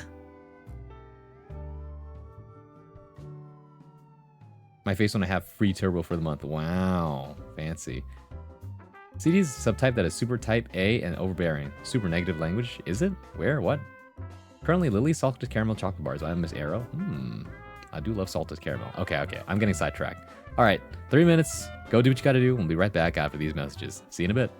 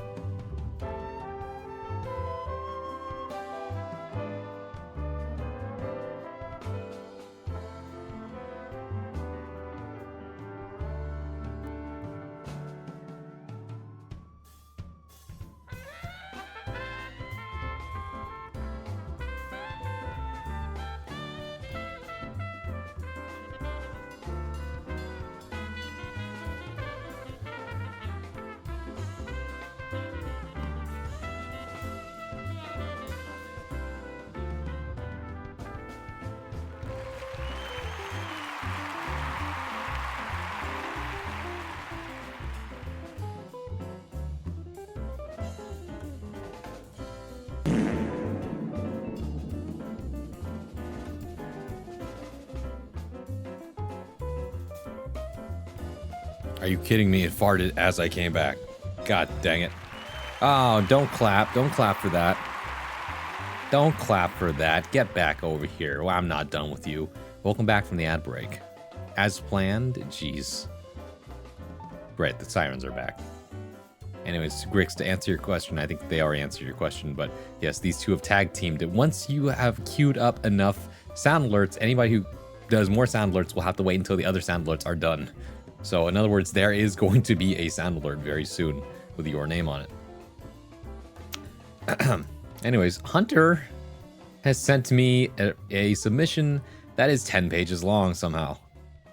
Also, Elsie, thank you for the 7 stream streak. That's 1 whole week. Ah, holy. I appreciate that you enjoy coming back. Feel free to come back as often as you like. During this writing, I think I realized I write in like a movie 3 acts format, as you do. I think of the story in that. Fair enough. 10 pages. Yeah, some people are born to be long form writers, And other people are like me who like writing poetry. Anyways, what was I on about? Right. It's time to read again, guys. This is another reading portion of the stream. Poetry gang. I could have gone so much harder. You can go as long as you like. The limit is when I start to say, okay, I am not going to read an entire novel on screen. But since we have the time, see, it's like that's the thing. Is there time? In this case, there is time. So that's why you get away with this 10 page paper. Never mind, 3 ads. Oh, I guess we gotta wait. I guess we gotta wait 3 minutes for King Cal to come back from the ads. I'll tell you guys what though.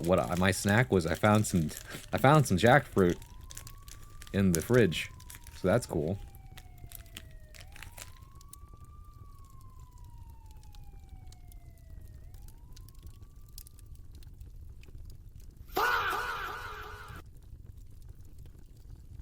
Well, Grix, there's your answer.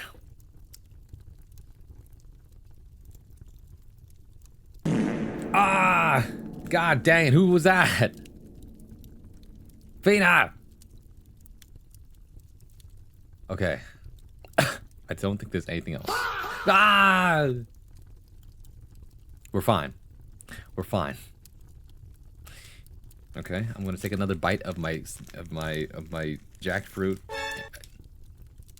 I'll take another bite of my jackfruit. It's gonna be fine.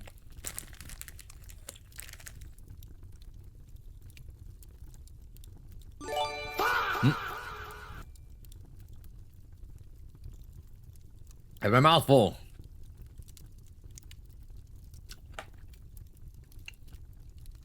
I'd like to let you know I've been waiting for this stream all day. Well, that's great. Thanks, Emblem. Boops, you did another 2 minutes of sirens. Thanks for that. Hilarious timing. 2-hit combo. I got hit with the overhead. Wait, no. One of the few things I've been looking forward to this week. Well, I'm really glad to hear it. Freedom from ads. Wowee. I also blame Stephen King for inflating my idea of a short story. If you asked him to write a 1-page story, he'd write you something half the length of the Bible. That's true. That man does not know how to write something short.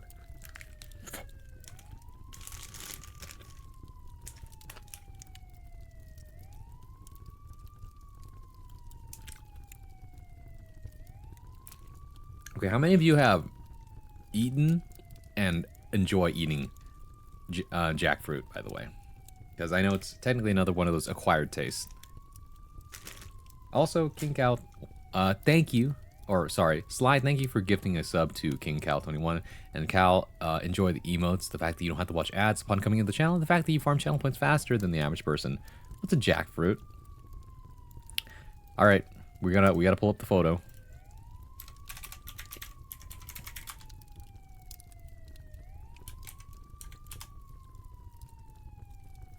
This is a jackfruit. Alright, it is it's a plant of Asian origin, from what I understand. It looks like this as a fruit. It grows out and becomes a big spiky thing. Not as spiky as a durian fruit, but still pretty spiky. It's not easy to get your hands on. Plus, it's extremely heavy. It's really huge. It's bigger than your head. And at times when you try to hold it, it gets kind of sticky because the inside of it is filled with like sticky oils with the fruit and all that. Like, this is what the inside looks like when you crack it open, finally. This rubbery-looking yellow stuff is what you eat. The insides of them are filled with seeds, or one big seed. This is a bisection of the fruit itself. As you can see, the yellow part, like I said, is the part you eat, and then the inside is the part you spit out. Or, in this case, you just get rid of. Golden Kappa Train! That means anybody who gets gifted a sub or gifts a sub will get a Golden Kappa for the next 24 hours. Wowee. You're welcome. I'm afraid to try it, but I would if I got the chance. It's not that bad. It's actually pretty yummy. Especially if you eat it in conjunction with like a bunch of other stuff. Like, there's a very cool Vietnamese dessert.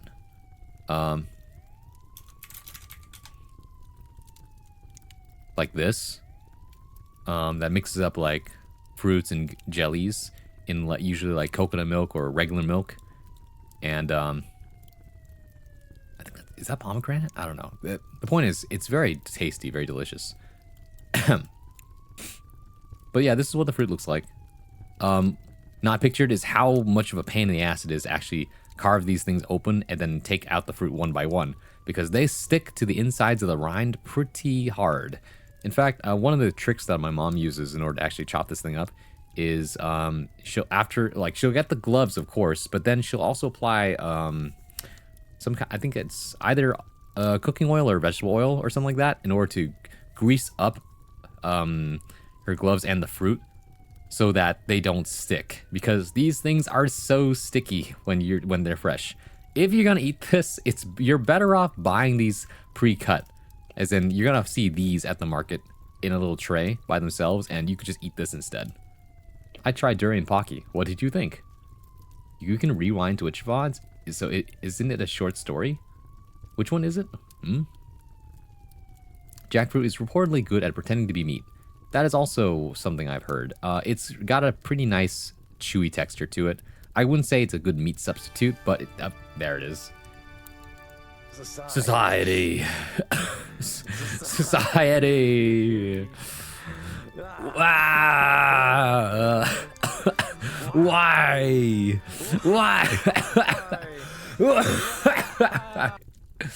Anyways, is canned jackfruit cheating? It's not.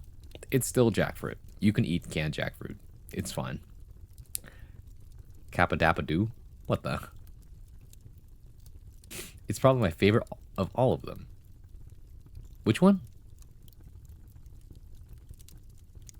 Anyways, back to what we were doing now that we've worked out all the nonsense. Society, I mean, it is my own personal redeem. I've told you guys the story behind that one. And the reason that sound clip exists is because I had a reading and writing stream. It was like so good. There was music and atmosphere the whole time in the background, like, spooky, right?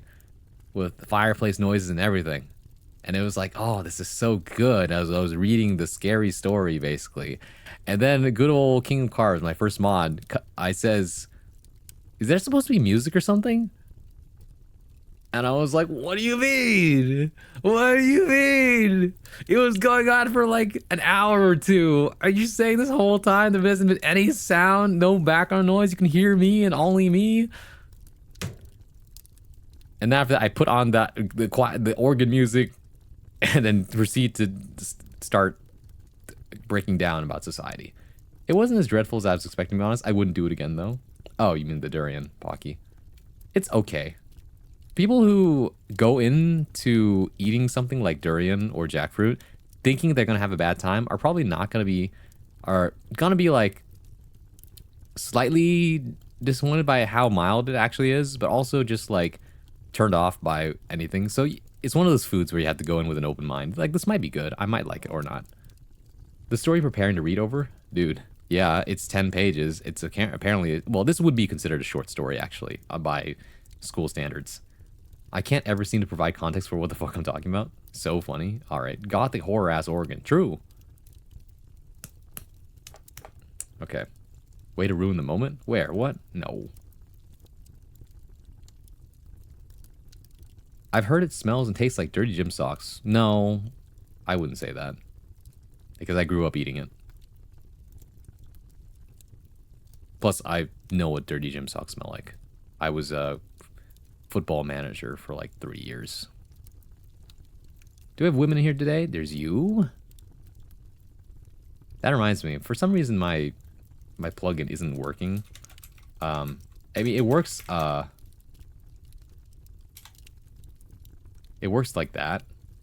Grix does identify as she, her. And just like, yeah, we love solidarity. We love seeing other people who identify the same. Not me, as in I support it and all that. But I'm not calling people as, are you this? Are you that? No. What are women? We have Uno woman. Perhaps. At least one that is vocal about it. Sometimes I'm the only woman in here. Where's Zozo when you need her? It's so true. I actually haven't seen Zozo. I hope she's doing alright. See her? Very nice. Very cool. Hooray. But anyways, gender doesn't really matter too much all around here. It's just so that you guys can enjoy each other's company, I guess. But nobody be weird. If I catch you being weird, you are out of here. Understand that? You know what I mean. Alright, Hunter, this one's for you. Laplace's Machine. Short story by Hunter Caleb 007. No preference? Okay, all good. I've learned what my disc is. Congratulations. Women, don't run away. Anyways, I have no idea what I'm getting into here. Remember, the prompt for this week was in another life, so let's find out. Uncertainty's defeat. Scientists invent not time machine, just a machine that can predict the future. The newspaper article's title screamed in the kind of large bold letters that could be read from a mile away, more for marketing than accessibility for the visually impaired. A pale hand held the yellow paper tightly, attempting to read through the story's actual text, magnitude smaller compared to the title. The page was being inched closer and closer towards an even paler face, wrinkled and weathered by time, a half-burnt cigarette trapped between the corner of their lips. Then, with a faint thump, the stack of pointless headlines fell onto an old wooden desk from a mix of frustration and exhaustion, followed by the person into a cheap office chair that sank about an inch as it settled.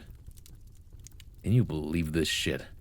These damn scientists got the world wrapped around their fingers, all in anticipation for this snake oil of a device that they claim will change existence as we know it. Oh, bunch of hogwash. An aged, gravelly voice escaped their lips, between a stream of nicotine-laced smoke and wheezing. This chain smoker's name was Hugo E. Martley, a man pushing 40 with a face that reached 60 at 30. He was clean-shaven, with some graying in his hair, all the natural result of a history far longer than he could bother telling. Yet, poor life decisions left him working as a security guard from 9 a.m. to 9 p.m., and the job wasn't anything but sitting in a cramped control room watching a wall of screens.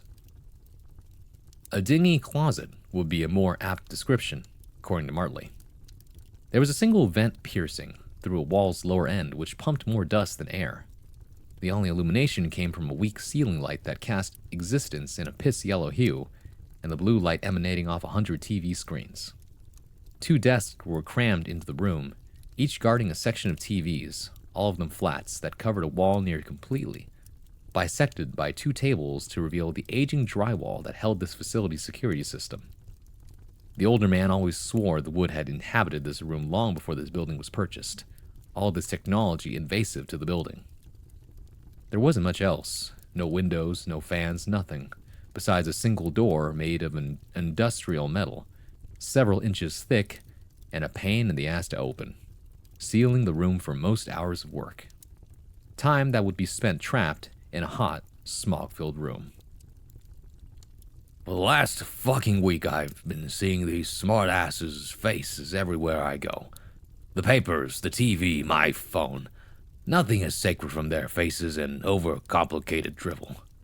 I can't be the only one who thinks it's all a bunch of nonsense, he said in a faux anger, more a brief frustration that comes with seeing the same thing on repeat, everywhere, removing the tobacco from his mouth with one hand. The other rummaged around the desk, searching for something absent-mindedly. It was cluttered with decades' worth of junk. Old soda cups on the table's edge ready to fall into oblivion. Loose papers that consisted of more doodles than meaningful information. Pencils in several states of broken, and a population of small wrappers that rivaled the population of backwater towns. His name plaque was off to a corner, a thick layer of grime coating the brass in shades of black and green, making it indiscernible from the trash. They tried to explain it to me. Some kind of machine that knows where everything is or something. All complete gibberish.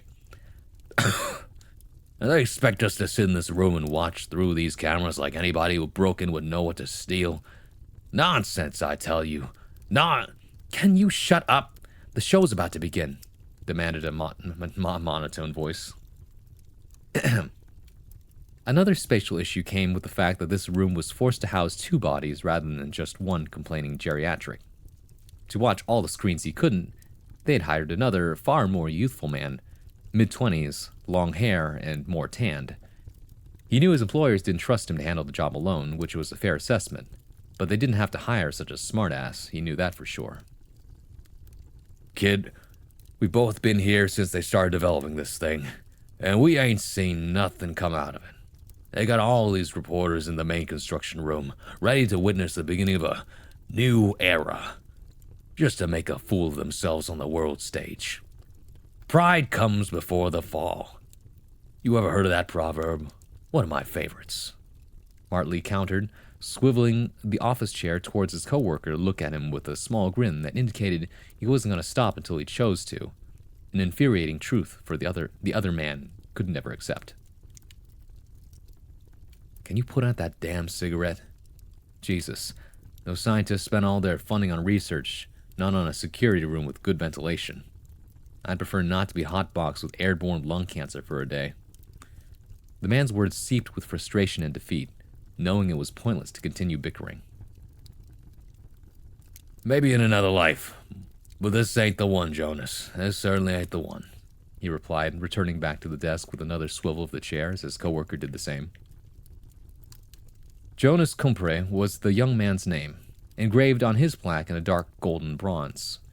Compared to the other, Jonas's station was a well-oiled machine, optimized for efficient work. It was cleared of everything besides the essentials.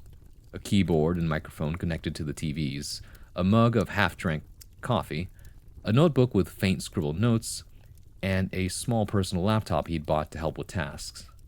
Each item had their own little corner of the tabletop, meant for ease of use, and they remained in that area of it. His desk had cabinets that were filled with organized files and miscellaneous junk.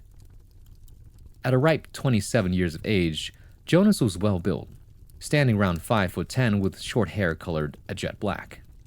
He was a bit skinny and muscular, everything about him the result of sheer genetic luck. Luck was the defining characteristic of his life. Whatever the man did or didn't was caused by chance rather than actual effort. Lacking any apparent talent or skill, the boy lived an inconsequential life. He dropped out of college a year in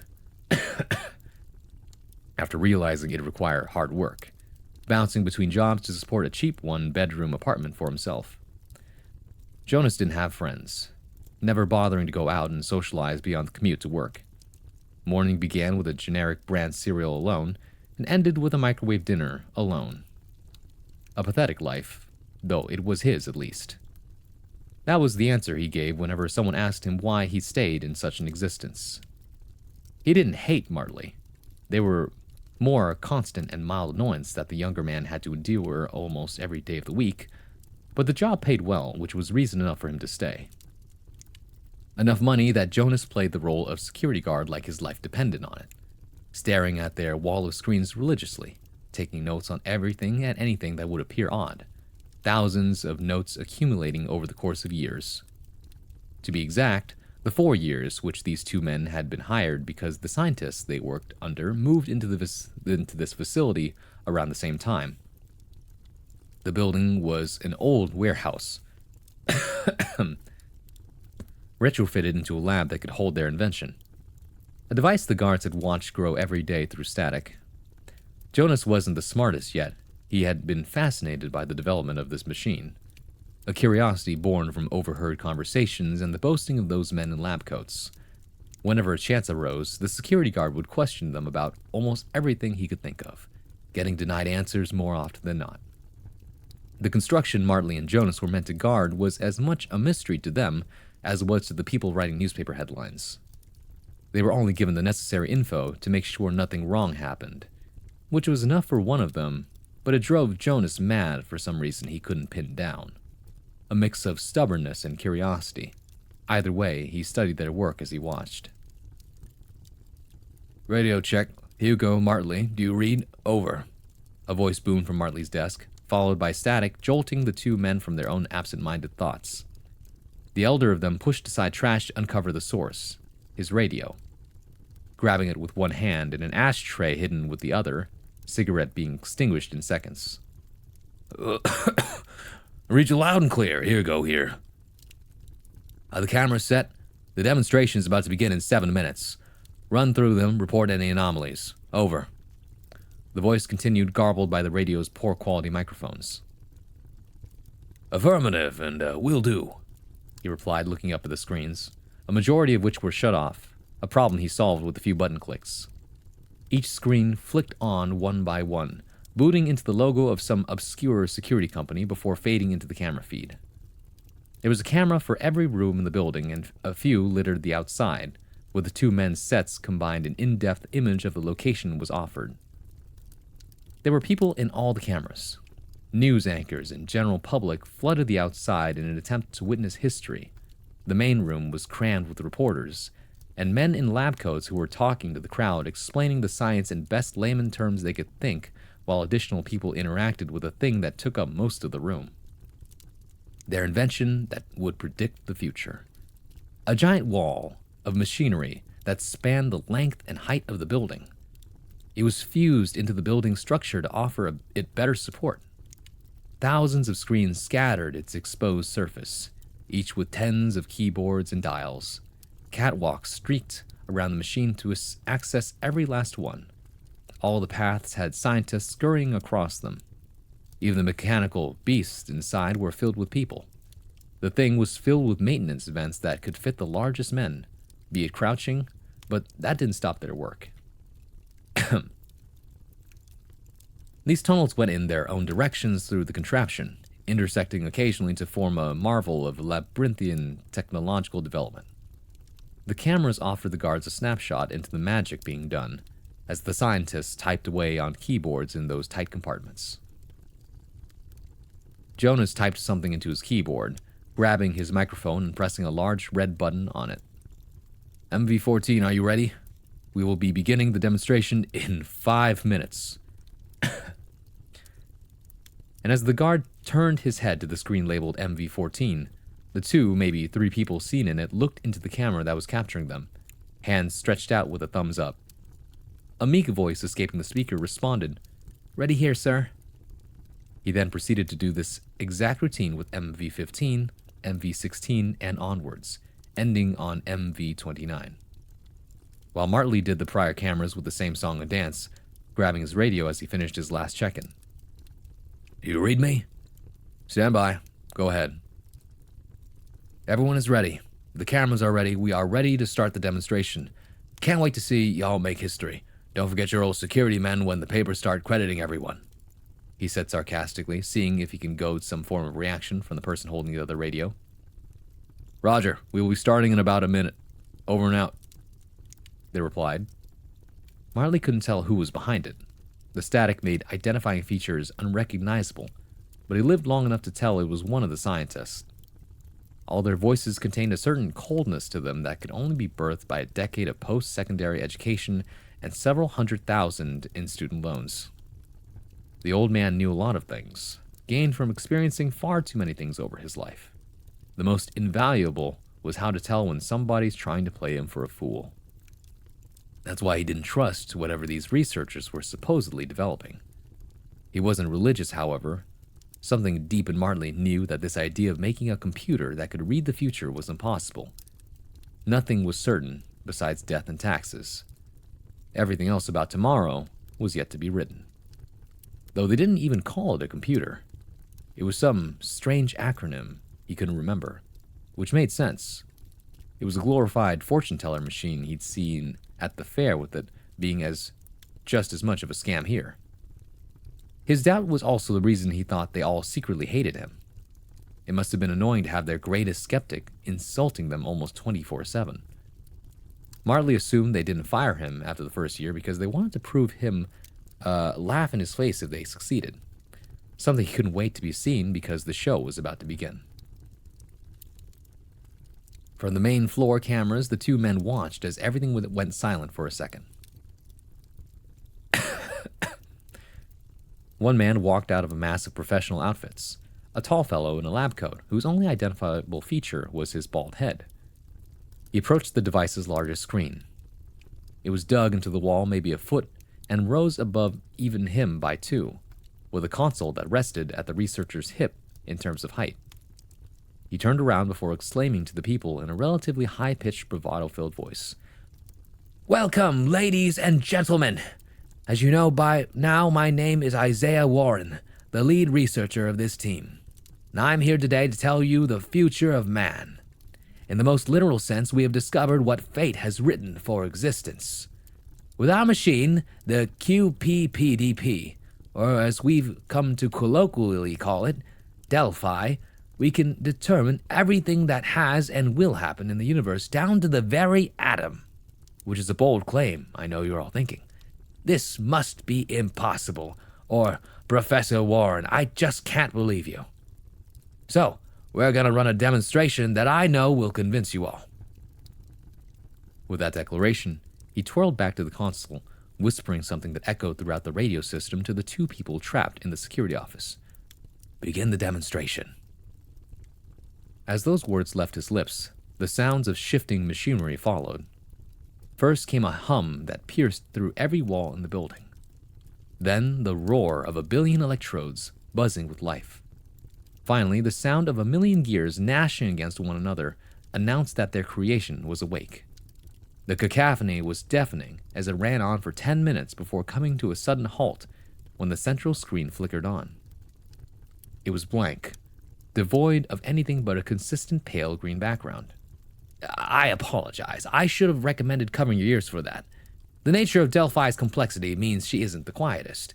But nonetheless, now, this is where the fun begins. Delphi, can you hear me? Warren spoke playfully towards the crowd, while he typed something into the control panel, gripping onto a microphone attached to it.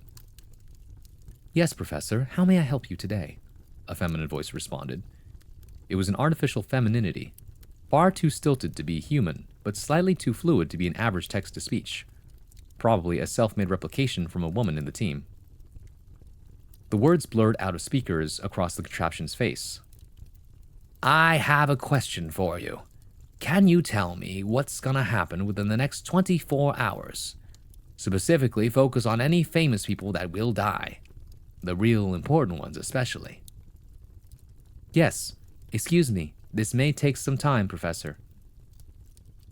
Whatever time the device considered enough to warrant such a comment was far shorter than anything the crowd expected, as several windows instantly appeared on the screen, each with times, locations, and descriptions of events, scrolling slowly through what must have been trillions, nearly down to every second. Yet, the people focused on one of them in specific, far larger than any of the others with the label. Fatalities. Millions of deaths, organized by how soon they would occur, causes, all written plainly in Comic Sans font. Then Delphi would begin to list all the Hollywood actors and politicians that fall dead in a day. The audio became too hard to hear as that bundle of people on the main floor grew ever louder with every name listed, in awe and shock.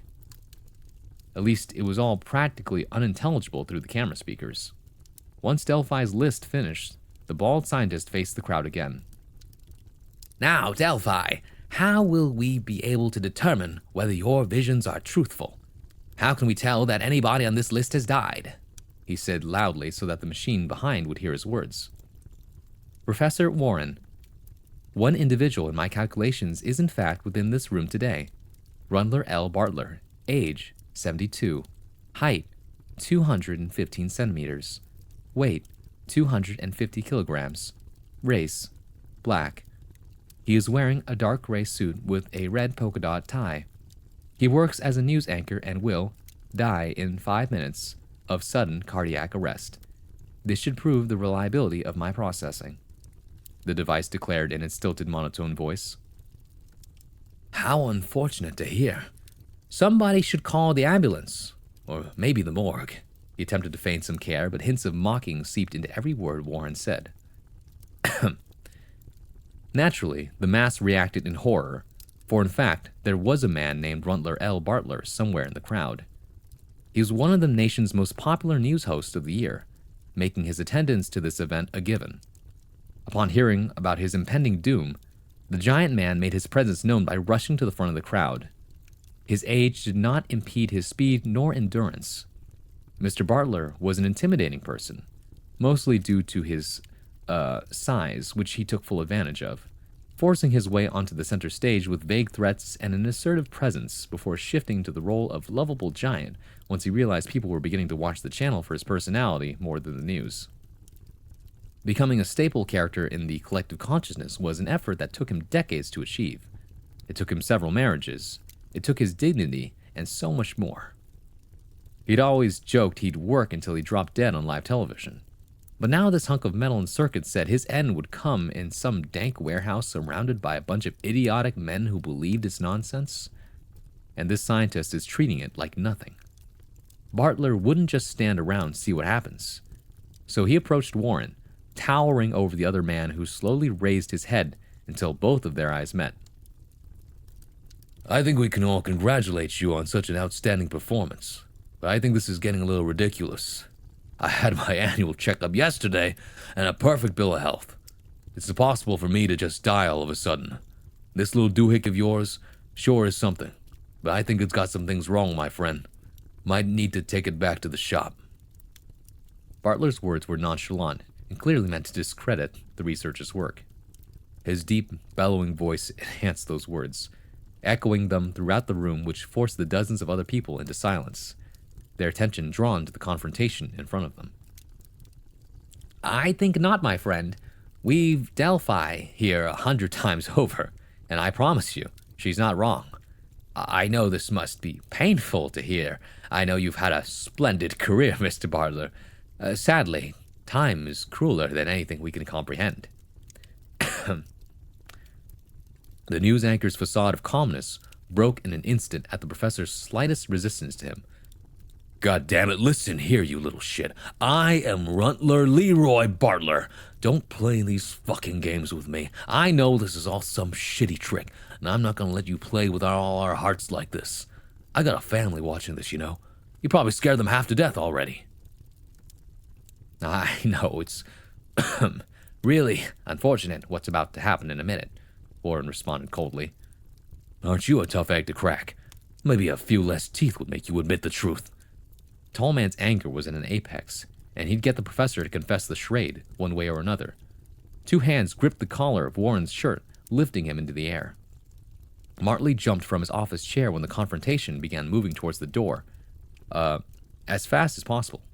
He didn't want to lose his job to some TV star with poor anger management skills.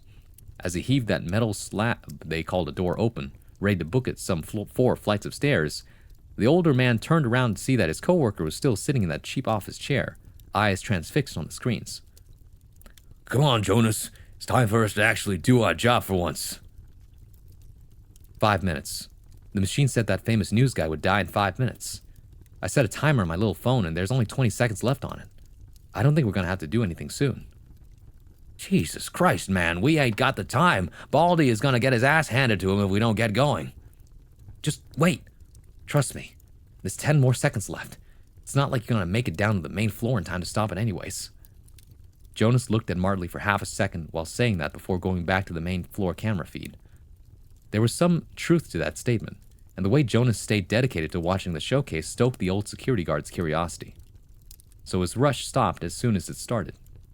He didn't return to his chair, though, choosing to lean on the other guard's desk, which was far closer to the door, in case nothing happened and the man indeed got his ass beaten. This would be the obvious way things went, though Martley knew that. Yet he still watched, the seconds going down from 8 to 7, then 6 to 5. Time slowed to a crawl as it naturally does when waiting for it to pass.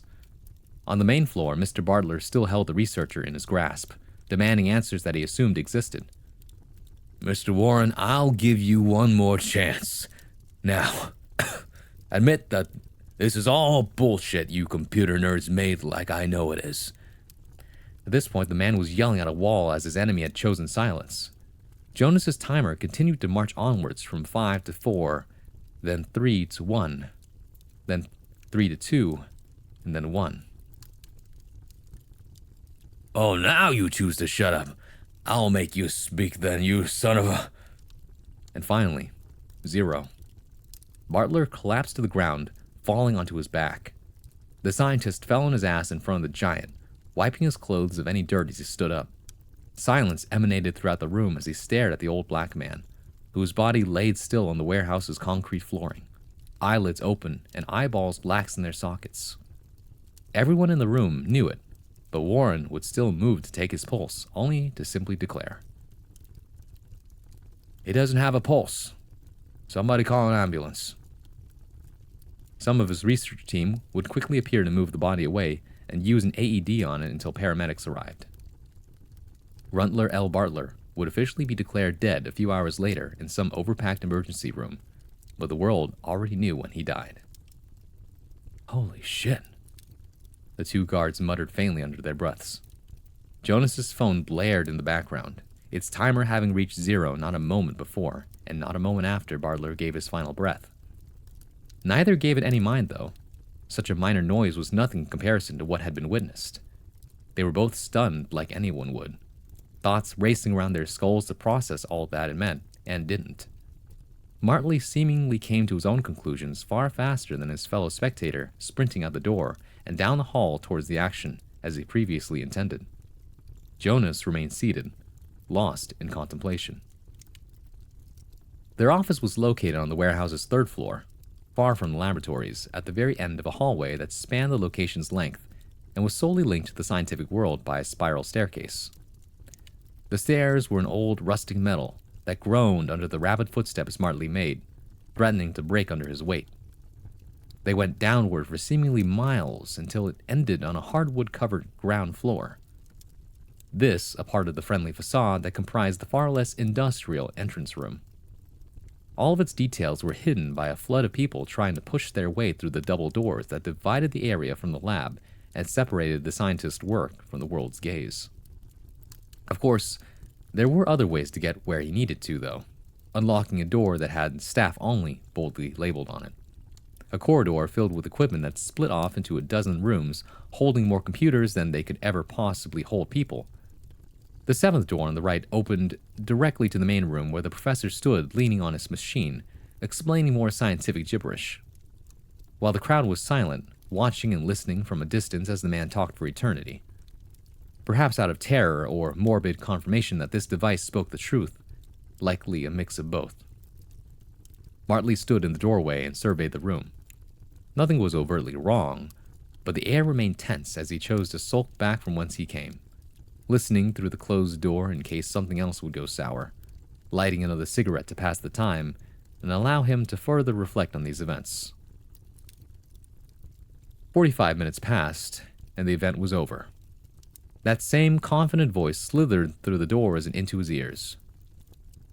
And I think it's time for us to end this demonstration. As you can tell by the rising temperature, Delphi needs to overheat. Tends to overheat if we put her to work for too long. All those calculations do a number on the CPUs. Now, I must apologize for Mr. Bartley. What an untimely way to go. But can't change fate, can we? It's meant to be. Thanks, Gurdro. Welcome in. Maybe in another life today would have been better for him. With that, all the news reporters and anchors which had stuffed the laboratory to witness this monumental moment in history left as quickly as they came through those double doors, parking themselves around the street or returning to their headquarters to make a million articles on the event. Once any unwanted cameras had left, Martley re-entered the room, approaching the lead researcher. Mr. Warren, are you okay? I came as soon as I could, he asked, putting on the appearance of genuine concern in the hope that it helped maintain his employment. Obviously. Why wouldn't I? This went wonderfully. Mr. Warren's words left his lips in the same high-pitched, cheerful screeching that he used with the crowd. The older man always forgot that he preferred to keep his interactions with him to a minimum due to their irritating voice. It sounded like a chalkboard being scratched directly in his ears. Sir, you were attacked and the assailant dropped dead in front of you. That man wasn't just some guy either, sir. That was one of the most famous news anchors in the nation.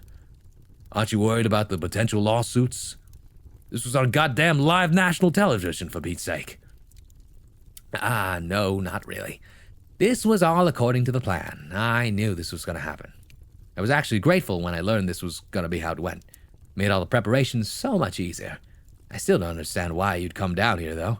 That's just how things work. Confusion devolving into rage laced words that escaped the guard's lips. What? What plan are you talking about? I wasn't informed that watching somebody die was a part of the docket today. I came down here because it's my job to be the fucking security for you madmen. Mr. Martley, settle down. Did you think all of our previous experiments and practice weren't gathering any results? This machine has told us exactly how this day was going to pan out for the last month. I've rehearsed this day mentally 1,000 times over by now. That old jackass was gonna die. I knew that with confidence because I'd seen it already. Somebody's death really loses its impact after the 15 go around, you know? Huh? That's fucking impossible. I don't know why you still have any doubts about Delphi. You've seen us work on it for 4 years now. The reality is that our work has been successful. You can't deny it. We've done it. We've discovered fate and have a paperback print of it. I'd be amazed if I were you. But you can't help it, I know that. Warren ended his conversation with a condescending smile, turning around and walking to the other side of the room to talk to some other people adorned in lab coats. Such left the man to stew in his anger, but only for a second, as any thought was interrupted by a sudden, loud hissing. Martley's gaze drifted to the wall of circuits. Bursts of white smoke jetted from it, far too many for him to count in several parts of it. Each gust added to the small, square outlines scattered around the structure's surface. Then came a rattling and a clanking from the beast. Those outlines slowly jutted outwards, revealing themselves to be thick panels of metal that hid hollow compartments from where thicker plumes of smoke escaped. Out of the fumes came hands, one for every panel that slid its respective hunk of metallic cover to the side before retracting into their holes in the wall. The internals of these holes concealed by a blanket of escaping smog, only with occasional flashes of light highlighting the circuits that internally filled the machine. Once the hands vanished, a pair of legs would quickly emerge, followed by a lab coat dressed body. These were the openings all the scientists had used to enter their life's work, and now they leave it. Though it didn't leave them unscathed, each person that exited was visibly drenched in sweat and wheezing for air as they helped their fellow escape its depths. Clothes a shade of gray from the moisture they were forced to absorb. An understandable result as a wave of heat assaulted his face. The room felt like it heated up by 10 degrees in an instant. The security guard preferred to let Jonas patrol the labs, both because of his antagonizing skepticism and that watching these researchers work on this thing felt unnatural, as he'd often put it. Seeing so many people fervently scurry around this device like ants in a hive over 4 years, day and night with such unrelenting devotion, everything about this thing was off to him in a way he couldn't put it. Soon enough, Martley would come back to reality, as all the people who'd watched in those tunnels work had seemingly ended their day's work with small talk and celebration. Swiftly, he left the lab, recognizing his presence was not necessary, checking the time on his phone. 6 p.m. it read in bold, white fonts on a gray background. Halfway through his shift, the world was supposedly revolutionized in less than an hour, and the sun was only beginning to set. Down the halls he walked, taking labored steps up those same stairs that had been raced down only a bit ago. 20 years of nicotine addiction took its toll on the graying guard's lungs, especially when they were put to work suddenly. Brief wheezes interrupted the silence of his office wall back. Everything was quiet besides hums of background machinery that vibrated through the thick layers of metal and concrete that divided the structure's rooms. Anything that disturbed this strange tranquility became unbearably unnoticeable to Martley. His rasping breaths, plodding movements, and general total exhaustion. All of it. Eventually he'd reached the doorway, which to his surprise remained ajar, not having moved an inch from when it was pushed open. Jonas was also there, still seated in a scrunched-up position, leaning onto the desk and eyes locked onto the monitors. His senior wasn't sure exactly how long he'd been in that position, but a glance at his notebook with a page consumed by fresh scribblings, enough evidence to confirm the boy didn't die while he was gone. Martley would have hated to deal with 2 corpses in one day. The old man sat down in his plastic throne, a wave of dust escaping its cushion as an ass unsettled the fleeting peace it had. Its frame wouldn't get any reprieve either as he scuttled the chair around to face Jonas. A practice routine whenever boredom took him, but this was less the result of understimulation and more concerned investigation.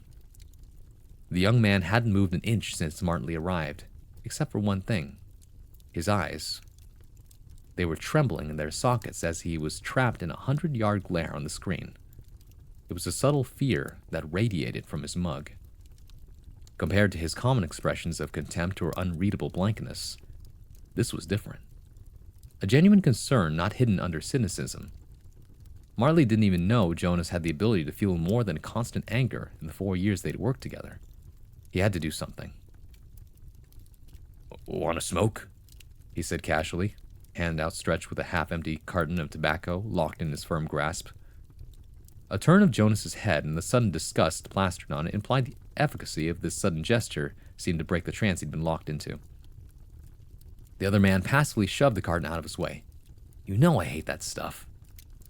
"Kid, you're so tense it looks like you'll bust a blood vessel." "Well, your loss. I splurged on some high-quality cigs, too." "Of course I'm tense. We saw history be made before our goddamn eyes. This will change history. And they gave us the keys to this whole castle. We could be rich. Gods, even for Pete's sake." "Oh, the smart asses really did get you with all that show of theirs," Marley chuckled, trying to start his 6th impromptu smoke break of the day. "Jesus Christ. You must have a massive stick shoved up your ass. You'll see magic right before your eyes and call to hang people for witchcraft. How long does it take you for you to admit you're nothing but a stubborn asshole?" "When the world finally ends, kid." The old man paused to focus on starting his lighter, a banged-up Zippo that must have been repaired far too many times than it was worth. It took an effort to start, a couple of sparks here and there, only for a weak ember to be created, enough to light his cigarette but nothing more. He spoke in a far more stern tone, looking his coworker directly in the eye. "Jonas, I've seen my fair share of every scam and scheme this world has to offer, and I can trust my intuition when a miracle invention is too good to be true. This is just a master class in the art form. They can say whatever they want about their predictions or prophesying, or whatever they call it. It ain't nothing but sheer luck. When the jig is finally up and the con blows up in their face, ain't no one make it out unburned." Thin line of smoke spilled from his mouth as he talked between him taking hits. "Don't get burned by someone else's schemes, Jonas." Marley turned away from the other man, having said everything he could and should. His worldly experience came from a life of trial and error, the results of being broken and rebuilt constantly until he gained a real sense for how the world worked. Though rarely did he ever give that knowledge out. But this young man was different. 4 years of working with this man gave him insight on his character. In a way, Marley saw himself in Jonas, and that gave him a reason to care about the boy, to ensure he didn't repeat the old man's own mistakes. He hoped his wisdom broke through the kid's thick skull. Not much else would happen over the shift. They wouldn't talk much either. By 11, all the scientists had left, retiring for the night. It was the guards' duty to make sure the facility was secure before they left. Unfortunately, no matter how many renovations were done, nobody thought to automate the doors, which forced the men into a laborious task of locking almost every last one by hand. To do this, they would often divide the labor, one of them doing the upper floors and the other did the ground floor. There was one problem, however. A majority of the places that needed to be locked were located on the ground floor. Over the years, they mutually agreed whoever did that floor could leave if they finished early. This would leave the upper levels guard to fully lock up the building after one final walk through its halls. They determined who did what through a game of rock, paper, scissors. Marley always won, but only ever chose the harder of the two options. An answer that used to deeply confuse Jonas until he realized how supernaturally fast and thorough the man was, going home at midnight every time while his task would last him till 1 in the morning. Tonight was no different. When the clock struck 12 o'clock, Jonas got a brief, "See you later," of the radio, followed by the sound of a truck speeding away outside. He was all alone with nobody but his thoughts in that machine. The isolation would have been unsettling if this wasn't the boy's plan. The researchers had chosen to keep the machine running constantly instead of shutting it down, due to power consumption concerns that may come from constantly restarting such a thing. Such details were rather irrelevant, though. All that mattered was he had it to himself. He completely dropped his previous task of securing this build, and ventured downwards towards a new goal. Through all those halls with far too many doors than were necessary, Jonas reached the laboratory in a matter of minutes. The thing was just as monolithic as it had been all the other times he'd witnessed it. All its tiny lights and signals burned bright like fireflies in the night to form an ethereal glow that surrounded its frame. The low groans of its many moving parts a warning that it still only slumbered. With each step he took closer, the air around him grew hotter, the machine's cooling clearly not effective enough. Soon he stood where Mr. Warren had before, besides that keyboard and above the main screen. Jonas wasn't much of a person. He lacked the will to do anything beyond the bare minimum to maintain an existence of rotting in bed and going to work. A strange concoction of extreme apathy while still choosing to live. But seeing this device clicked a switch in his brain. He wanted something. He wanted to know where this path would take him. It became an obsession that grew as he watched it develop. Now he knew it worked, and today he would act for once in his life. "Hello?" Jonas whispered. He looked towards the screen as it turned on, the blue light briefly blinding him. "Welcome to Delphi, Mr. Cumpre. What would you like to know?" her synthetic voice replied. "What will be of me in the future? Tomorrow? What can you tell me about me?" "Everything." "Then do it. Please," he demanded, his gaze lost in the infinite of the green background. The machine roared to life once again, and the same buzzes and creaks echoed through the rooms like when it had first been tested that day. Images flashed on the screen for nanoseconds at a time, and the words she said were incomprehensibly fast. It was a constant flow of unintelligible nonsense blasted into Jonas's senses, yet somehow it made sense to him. She whispered truths that he didn't even know into his own mind. First, the boy saw his conception to death, which was slow and pitiful in some forgotten retirement home. Then every missed opportunity to do something meaningful that would have given him some joy in his life. Finally, Jonas saw every possible life he could have lived. Heroes of the world, monsters beyond mercy, humble families, kings of the stars. He witnessed everything that he could be and everything that it would. A flood of each story from their birth to their deaths, explained by her. All the potential within him was described in mere minutes before suddenly stopping, reducing his vision to a black void. "Whoa," was the one thing that escaped his lips as he collapsed to the ground. Jonas would be found that morning and declared dead of a seizure. That was very awesome. Thank you very much. I tried. Oh yeah. This needs me to bring up this song. What was that? What was that? 2A? Hold on.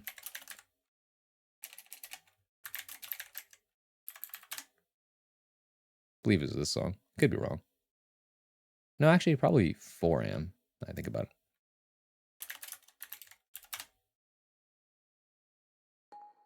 Oh yeah. Really enjoy that? Oh yeah. Slay. That's one way to say it. You'll be able to tell when it starts to be rushed. I tried. Honestly, here's my thoughts on it. Oh, hi, Excel. That's voice acting talent for you then? Oh, wait, hold on. Let me back up. You guys said a lot of things when while I read this whole thing. There's a prompt. Right. Do you usually do something that complements or contrasts your skin tone? Go with whatever you don't usually do. Yeah, sorry, I'm not the right kind of woman.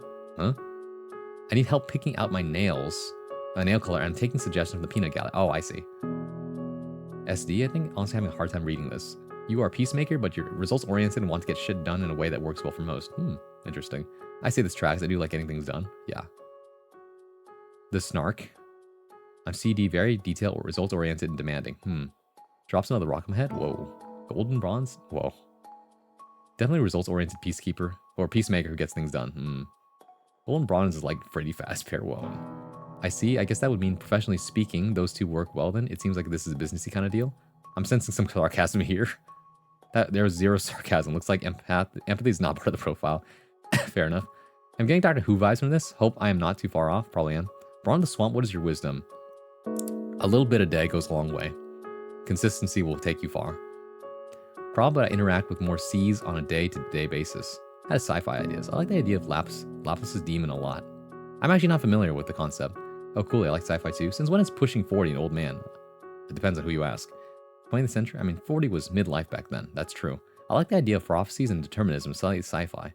I see. Sci-fi and superheroes are my jam. I thought real hard of these names because I think people having stupid names is funny when they experience horrors. That's true. I like the names too. They're very memorable. Most of my sources are saying that 40 is middle adulthood. Remember that historical life expectancy is skewed by higher infant mortality. I actually just looked it up, and 78 to 79 is our average, but 30% die before reaching 65 and 20% die before 70. So we have very poor mortality rate compared to other nations. I appreciate you making the characters interesting by voice acting. Agreed, I love voice acting. Or the speech interesting. The voice acting is unironically how I imagine these characters, kinda. I just have that sense for it, maybe. That's voice acting talent for you then? Thank you. Also, hello, Excel again. The coughing adds to this character. It just works, huh?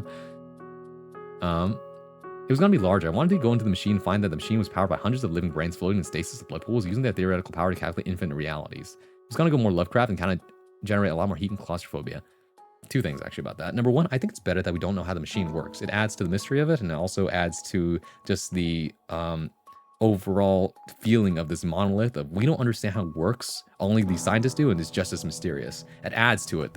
Second of all, I think it is the perfect length. I think I'm going to snooze the ad here. I think it is the perfect length for what it is because it doesn't overstay its welcome, and the pacing of it is really good. At some point, I was wondering where I was leading to with the whole like coming, because it felt like the story had come to its end by the time like Martley comes to the bottom of the floor and like everything's wrapping up. So I was wondering where I was leading to, and then after that, this secondary tension that leads to the ending of it with Jonas here.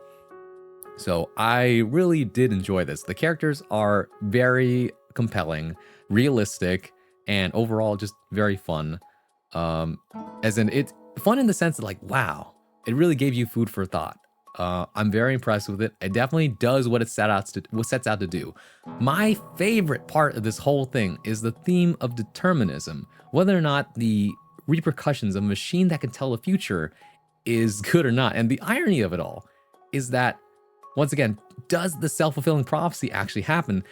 And we see this in the irony of it in a very, very subtle way at the end, where the machine tells Jonas about his death and his future, all the possibilities, right? A la Indiana Jones style in the Crystal Skull, where information overload actually becomes his end. And that's the great irony of it, is that he doesn't die in a retirement home originally like the machine foretold.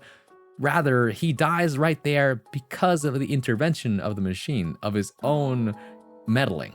And that's the creative beauty of it. So much so that I would say if you ever choose to clean this up, both in terms of some of the grammatical errors and what's it called?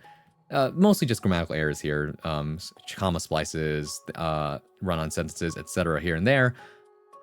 You could absolutely submit this to a literary journal that specializes in science fiction, and I think you have a very, very decent shot, more than likely, of getting accepted of your short story and starting a writing career of it if you wanted to do that. You know, as in, yeah, it was that entertaining.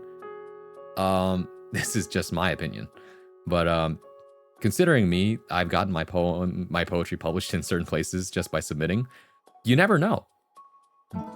The Hunter side quest, like honestly, why not? You have a talent for it, in my opinion. You understand how to capture pacing, character, world building, etc. Dialogue. What else is there? Exposition, mounting tension, conflict and conflict resolution, and also just greater themes happening all at the same time in a way that is easily presentable and easily digestible. I didn't have issues reading this at all, despite the fact that there were like little hiccups here and there. And like you said, you may have rushed it, like you didn't get to do anything you wanted. But once again, it plays into what I was saying earlier. Because of the constraints, you ended up creating something that was not only creative, but presented it in a way that was also just overall a great product. Like it gets to the point. It does everything it needs to in the framework that it occupies, and I think that's great. Kill him on his 33rd expedition. So true, Garland. I listen to people talk a lot and just know people swear a lot. I swear it adds to the personality. Now, I've worked with people who actually are not experts in dialogue, and I've had to tell them, you have to go and consume more content. You have to pay attention. You have to listen how people speak. And even then, they have issues. They have to work very hard in just paying attention. And that is probably one of the things that they don't tell you as a writer. Mostly as a poet. Poets tell you this, but not always writers, that you have to pay attention. You have to really hone in on details in life. Like, how do people talk? What does this actually look like? What is happening in this moment? And what would happen in this moment if I introduce this concept, etc. The ability to play things through your mind and watch as a movie unfolds is not something that comes naturally to everyone. It is a skill that is honed just like anything else, and I believe that you've honed it very well, Hunter. Has been that masterpiece got to balance the natural speak of talk from being kid friendly and has been hotel. True. Even like, and I said, and what was I saying? And despite the fact that there is profanity in this, that's completely fine. It passes by a lot of different literary journals. So do your research, find a literary journal that's probably that maybe even local. Find one you like, right? So look for a record keeping of the issue it's published and see if your work fits in with past work that's accepted. And I think that's the strategy. Overall, though, as a longer work, I'm not going to go and try to go through all the weeds of what's going on here. I think that the most important things I can tell you is that you can go over this yourself, or even run this through like Google's like little autocorrect thing and see it has little like squiggly red lines of like, oh, that's incorrect, right? You can go do that. You can also ask somebody you know who's good at editing to just go, hey, can you help me out with edits? And then they can put comments for you and do things like that. Outside of that, though, yeah, the only actual like macro level changes I would say in terms of pacing are pretty much just this the sorry, the part right after the main conflict, after the reporter dies and up till the point where they're locking up the security doors. I feel like that part, I really do like the scene with Martley like opening his heart and giving some advice. That part I think is good. I think that what's it called? Just something about that scene feels like it feels a bit off in terms of the pacing of it. I'm not sure what it is, but that's as much as I can give you right now. Also, thank you, Elsie, for the coin pickup. Imagine a voice that suits your character. Autocorrect and stuff for my savior. Don't listen to how people speak. If you mirror the number of filler sounds an intelligent streamer makes in 5 minutes, would make character sound like an idiot. Depends. It really depends. But anyways, we gotta go to take a quick ad break. We'll be right back after these messages. I'll see you in about 3 minutes. Oops. Well, you get the idea.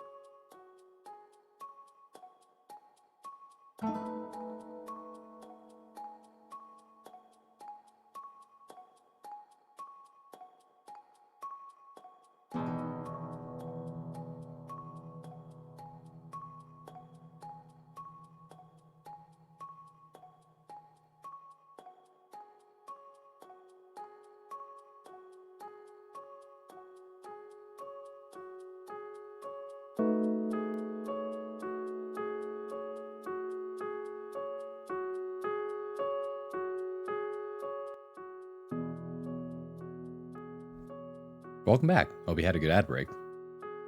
All right, so to address some things I saw during the ad break, Angstace, I think you're actually right. So there's a balance to this. So you're right that you really shouldn't copy verbatim how people talk, because otherwise you're gonna get a lot of filler words like, right? Which isn't necessarily a bad thing. Sometimes you actually want that if you want to give the impression of someone who stumbles over their words a lot. But it depends, because it's like you also say, you should write what people think they should like rather than transcribing the actual utterances. There's some nuance to this, in my opinion. When you write dialogue, you have to write it with intention, right? What is the purpose of inserting dialogue? What information is being shared? What is being revealed about characters when you hear them speak? These are all things to consider, and how they speak informs a lot about who they are.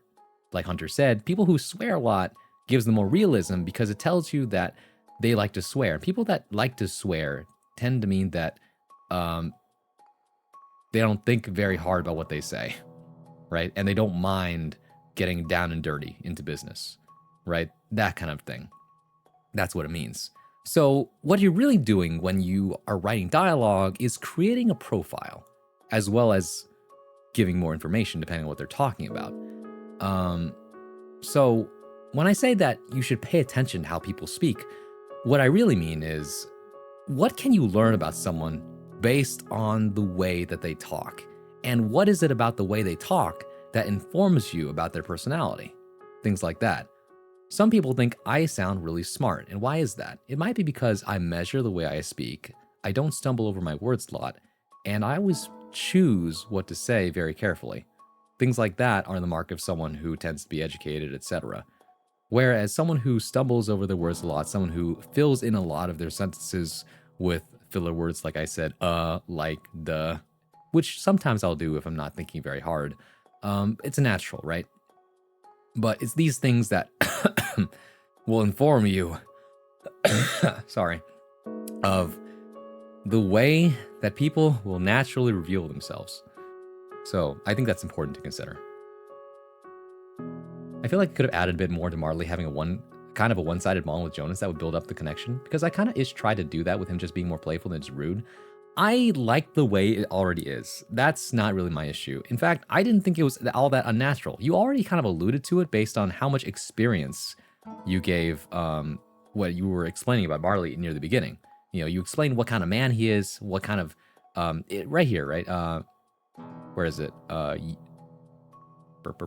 Pushing 40 that reached 60. Poor life decisions left him as a security guard. Here we go. All the natural result of history far longer than they could bother telling. Right? It's like he's a lived man. He's definitely had a lot of life experience, right? But you make some assumptions about him because of the way he bumbles around, right? He's messy, he is unreliable sometimes, but at the same time, you've also painted him in this picture like when push comes to shove, he's the guy who goes to action. He's the one who pushed open that door and said, I gotta help them, right? He doesn't like the fact that these scientists are so nonchalant about death. You can tell that despite all of his flaws, he's probably the most humane person in the entire story, which is saying a lot, right? It's already very, very interesting as a character study.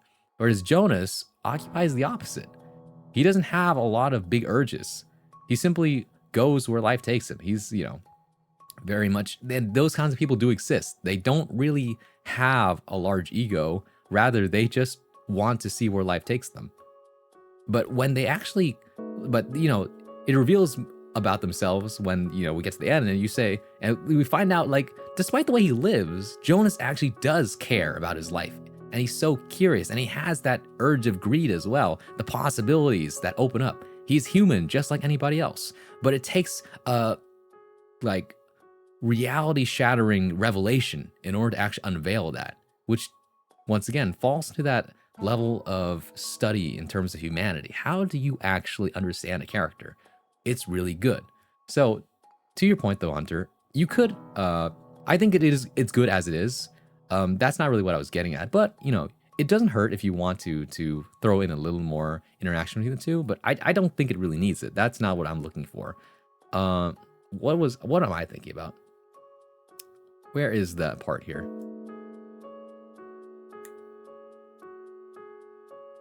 I guess there isn't a, oh, you know what it is? There isn't a clear separation of time.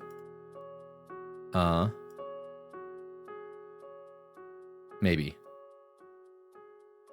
Spring down the hall. No, actually, no, that's fine. What am I saying? What am I looking at? What made me pause for a second? Ah, maybe that's what it was. The details of this paragraph were really great, but at the same time, I had to wonder where this was leading to. If you had cut this paragraph and said, he ran down all the stairs, like the crickety grony stairs, I love that detail, right? But mainly, the action actually happens after he gets there. Like, if you had just skipped over this entire part, right?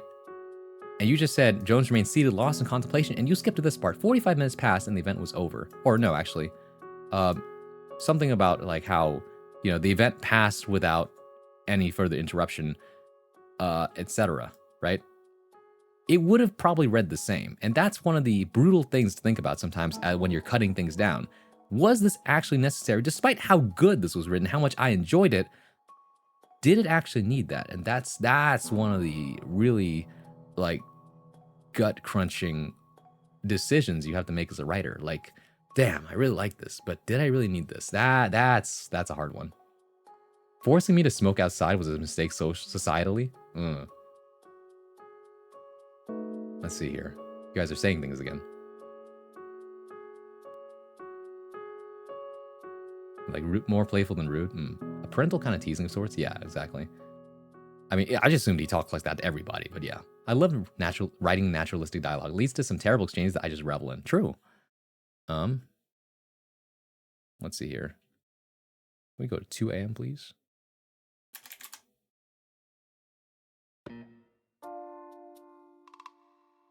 Yeah, all right.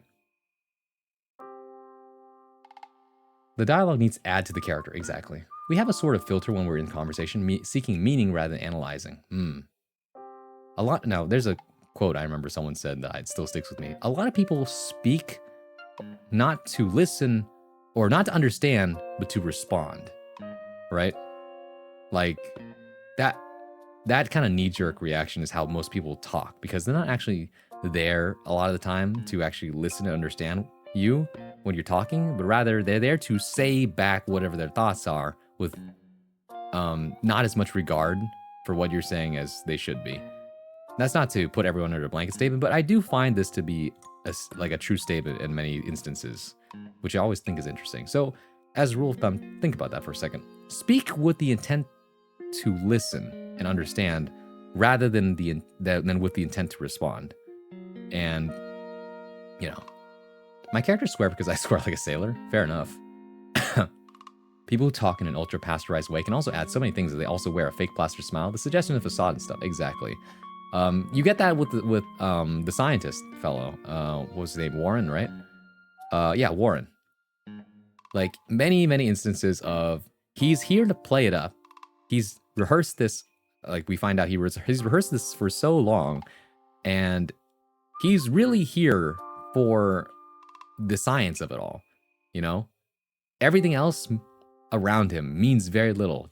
Death and business are inconsequential to the mission, to the goal of science, to Warren. And that I believe is very apparent in the way he interacts with people, right? He sees past you is the thing.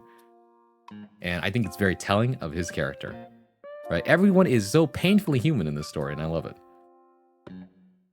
He's smoking in the workplace. I'm not sure what you meant by readers to take from that. He's smoking in the workplace because he has very little disregard for actual like protocol, which tells you a lot, right? Like he's very much a man who will do the right thing when the moment crosses it, but otherwise you already knew this. He's not organized. He had half his monitors off. He's not really doing his job. But the job that's actually important, which is locking all the doors and stuff, he does that with like surprising speed for the motivation of going home earlier, which is also very much in character. Is he lazy? A little bit, but funny enough, he's not the one described as lazy. Jonas is. Jonas does everything to a fault, right? But the thing is, in his work ethic, Jonas looks like the one that's a much harder worker because he's more organized and takes notes and does everything he's supposed to. So it tells you a lot about these two types of people. Workers that will do everything by the book, but they're not necessarily the most scrupulous people, versus these guys who just have very little disregard for the rules, but will actually do the job that you need them to, which you kind of need both. And that's what they're both here for, which is amazing. It works as a story. That's why I like this. Yeah, but him smoking in the workplace, it's like, is he supposed to do that? Probably not. But does he care? No. And that adds to the character. That forcing me to smoke outside was a mistake societally. It'd be hard for me to write a character who is adverse to cursing because so naturally. I wrote Marley's dialogue before any of the descriptors, and she said, he's a yappy old. I was like, yes. Wait, who? I think my curse is that my favorite writer is Michael Crichton, who knows shits and adds 500 scientifically accurate details every chapter. I mean, honestly, I think it's a boon to know more than it is to know less. I learned this the hard way when I was trying to write a story about a serial killer in college. Specifically one that was also a practiced medical practitioner, right? Because the whole premise was like, oh, he's a doctor that kills people secretly. I found out that you have to do so much fucking research to actually write that story, especially if you are not an accredited doctor. And I realized I cannot write that story, nor do I have the drive to do that, because I don't want to learn all the medical stuff. I just thought it was an interesting premise. And so that's how I learned, well, two things. One I learned later. First off, it's not a bad idea to write what you know. Writing what you know, right, equals, oh, yeah, I understand my comfort zone. I understand what to write about and what I do know. Okay? But then I learned this other lesson, which is write about what you would like to know, right? Which is to say, keep an open mind and try to explore more avenues. You know what I mean? That's also not a bad way to do it. There was another variation on that topic, but I don't remember what it is. It was a very, what's it called? It was a very insightful quote, but I wish I could remember it. Maybe I have to look it up. Either way, though, it was one of those things where I just learned that, like, okay, if I really don't know something and I don't have a desire to do that, I really shouldn't write that story. It's not my story to tell. So I learned to focus on what it is I can do and what it is I can hone in on, right? Those are things. So, like I said, knowing more isn't necessarily a bad thing. In fact, it will inform you of what you are able to write at the moment. Crichton? Oh, sorry, not Crichton. It's Crichton. Thank you. I thought it was meant to make him even more unsympathetic, but listen to Hunter Caleb speak. It doesn't sound like he was meant to be. I ran through the dialogue with a friend before I did any of the other details. Ah, I see. You don't want to go to medical school for one story? No! What gave you that idea? I'm not spending 4 years of my life or more in medical school to be a medical practitioner, only to have all my time eaten away and my emotional, health eaten away by the medical industry of America, only to be able to help only so many people and then have no time to myself or my writing. That'd be sad. Rebel Earth Sky, hello, welcome in. It's like at least 10 years. Yeesh. Yeah, we're not doing that. But yeah, interesting things to learn. Hold on, I think I can find this quote I'm looking for.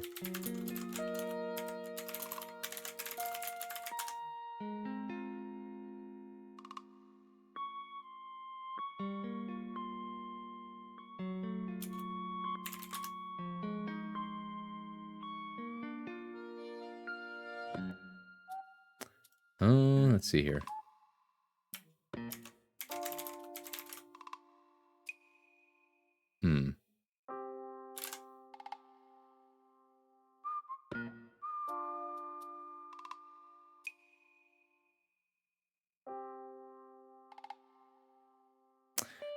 Maybe I need to use Google for this.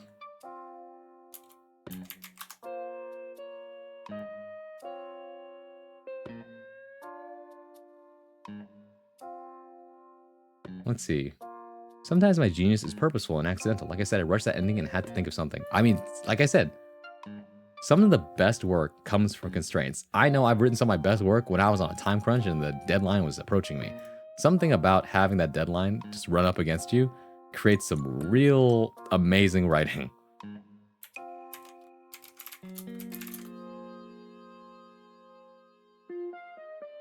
Oh, whoops. Hold on.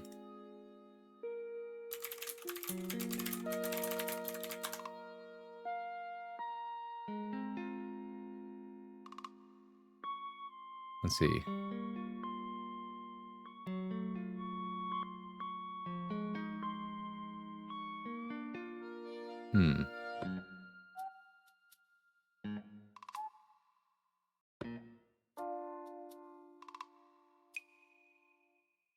Oh, I thought I found it, but I did not.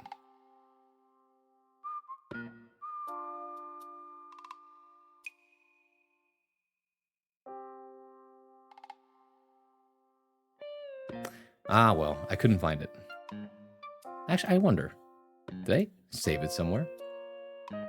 You can Google educational publications. I forget how, but you can. Oh, well, yeah. It's not a publication. It's a quote, rather. And I don't remember which poet said it. But like I said, it was along the lines of, no, don't write what you know. Write what you would like to know. I thought that's how it goes, but I think it's a little different. It's worded a little differently. So I'm trying to find it.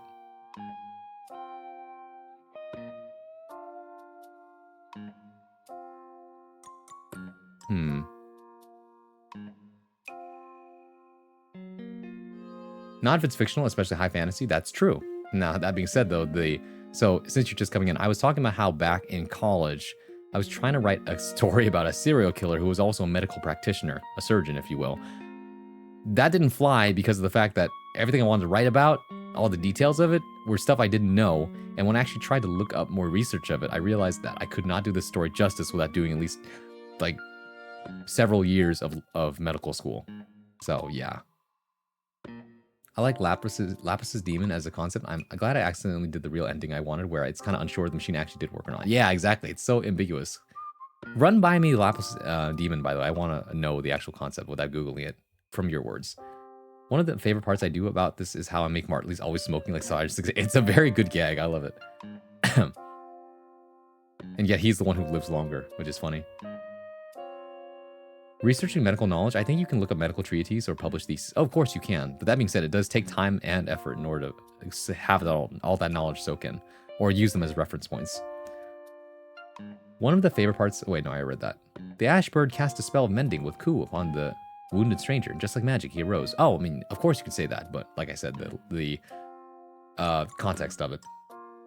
Researching medical knowledge, I think you can look up medical treatises or publish theses. Yeah, exactly. That's... Oh, I guess... Oh, I just read that. What am I saying? Why do all that when you could just make shit up? I mean, that's what I tried to do and just did not feel authentic, and that was the issue, right? Anybody who is a practiced medical practitioner would understand that this is not, it's not fly. It's like, you know how pissed off like firefighters get when they watch that one show? Like, was it Chicago something? How just like all these protocols are wrong, but then everyone will be like, yeah, but it's for showbiz. It's because the producer said this and that. Ultimately, though, I think shows are better when they are more authentic, in my opinion. But that's just me. You know? PubMed is such a great search engine.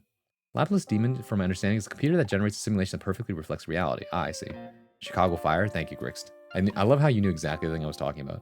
There's a TikTok dude, a guy who is like a firefighter, who watches scenes from it and then like just... I think he, edits himself into these scenes and just goes bananas over how incorrect the protocol are for some of the firefighter scenarios. When you make things up, you need to keep track of all the details and how they interact. That's true. That's also true. Even professional TV series constantly get things wrong, like shocking Assistol. Excuse me. What is that? Vex? Also, hello. I don't recognize your name, so let me save you some time. I'm just saying, I'd be saying shit 99% of the time, don't mind me. Those Chicago shows are fun. They're soap nonsense, but they're fun. That's true. Sometimes things can just be fun. They don't always have to be accurate. But it gives people something to talk about for sure when something is so blatantly wrong. Laplace's demon was a theory created by a philosopher named Laplace who theorized that if a demon could know the location of every atom in existence and understand where they can be, they'll be able to calculate how the future will happen perfectly. I see. Accuracy is constraint. You've already said you think constraints make things better. That's true. I did say that, which is why I said making things up feels not only too easy, but also just not good for the health of the story.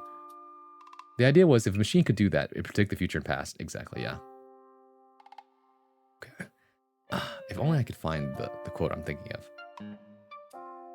Where did I put it? Maybe I put it in the... Could it be here? Question mark. No, that's not it.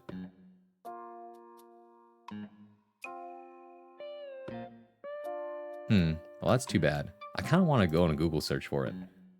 I love making stuff up. Hi, Shem. But that's different. That's fighting games.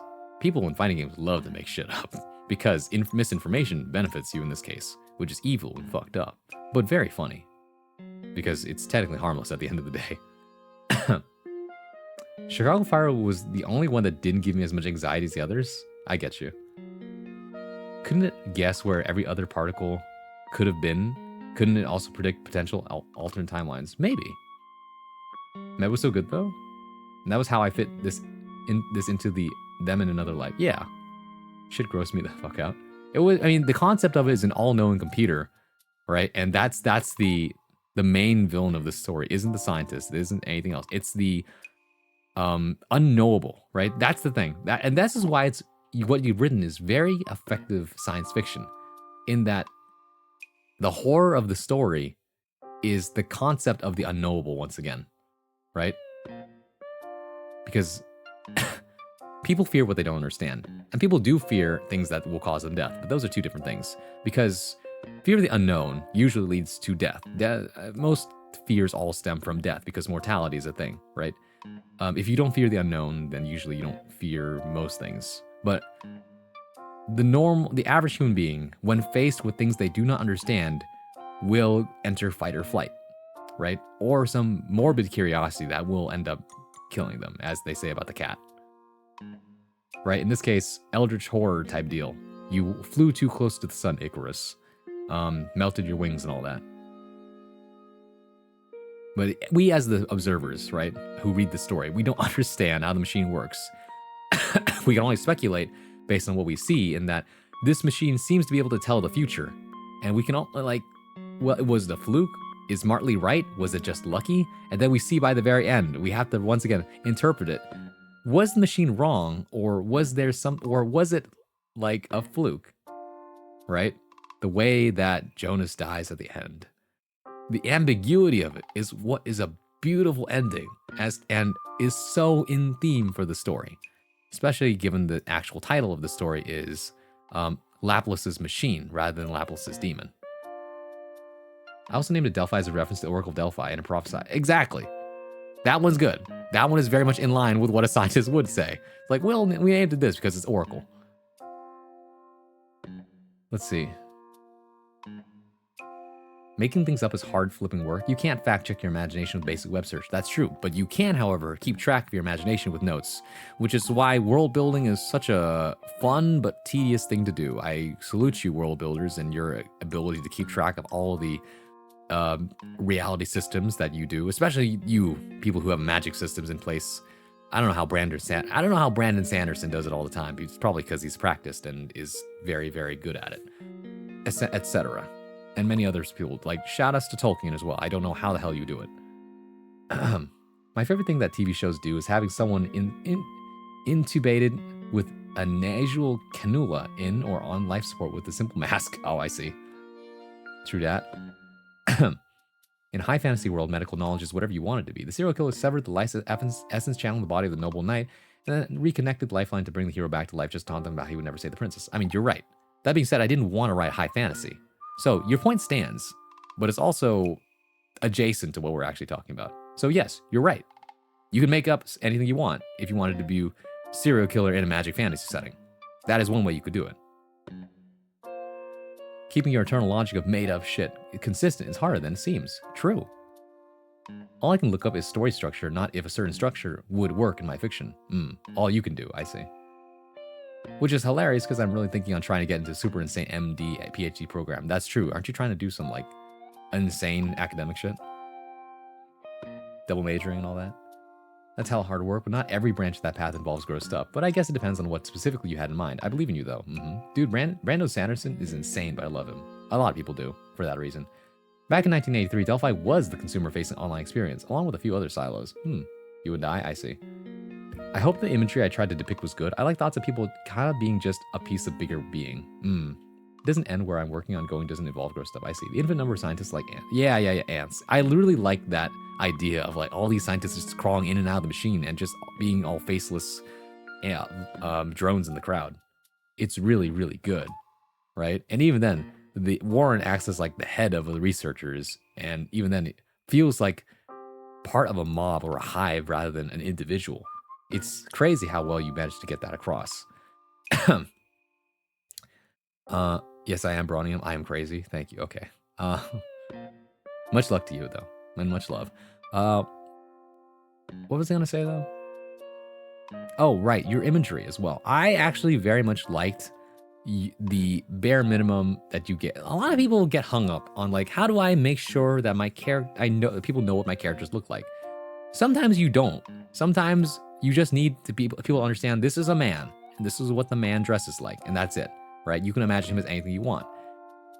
And then there's like, you add too much description, which is like you go into all these details about how he looks because you need to understand how he looks, but people never question why is this important, right? What I really liked is that you gave us the bare minimum to paint the picture of what they look like in a way that actually informs me of who they are as well, right? Clean shaven, graying in his hair, result of history far longer, right? This tells me that he's oldish enough, but he's not so slobbish that he won't he won't shave, right? Things like that. Or that the fact that like Jonas is actually really tall or something like that. Here we go. 5'10". He's not that tall, but you know, skinny and muscular. And stuff like that, right? I don't really need to know more than that. Everything you tell me tells me more about how he lives his life and how his body informs how his life goes. He's actually not like super muscular, but not like overly unhealthy either. See, that's the thing. That's the cool thing about it.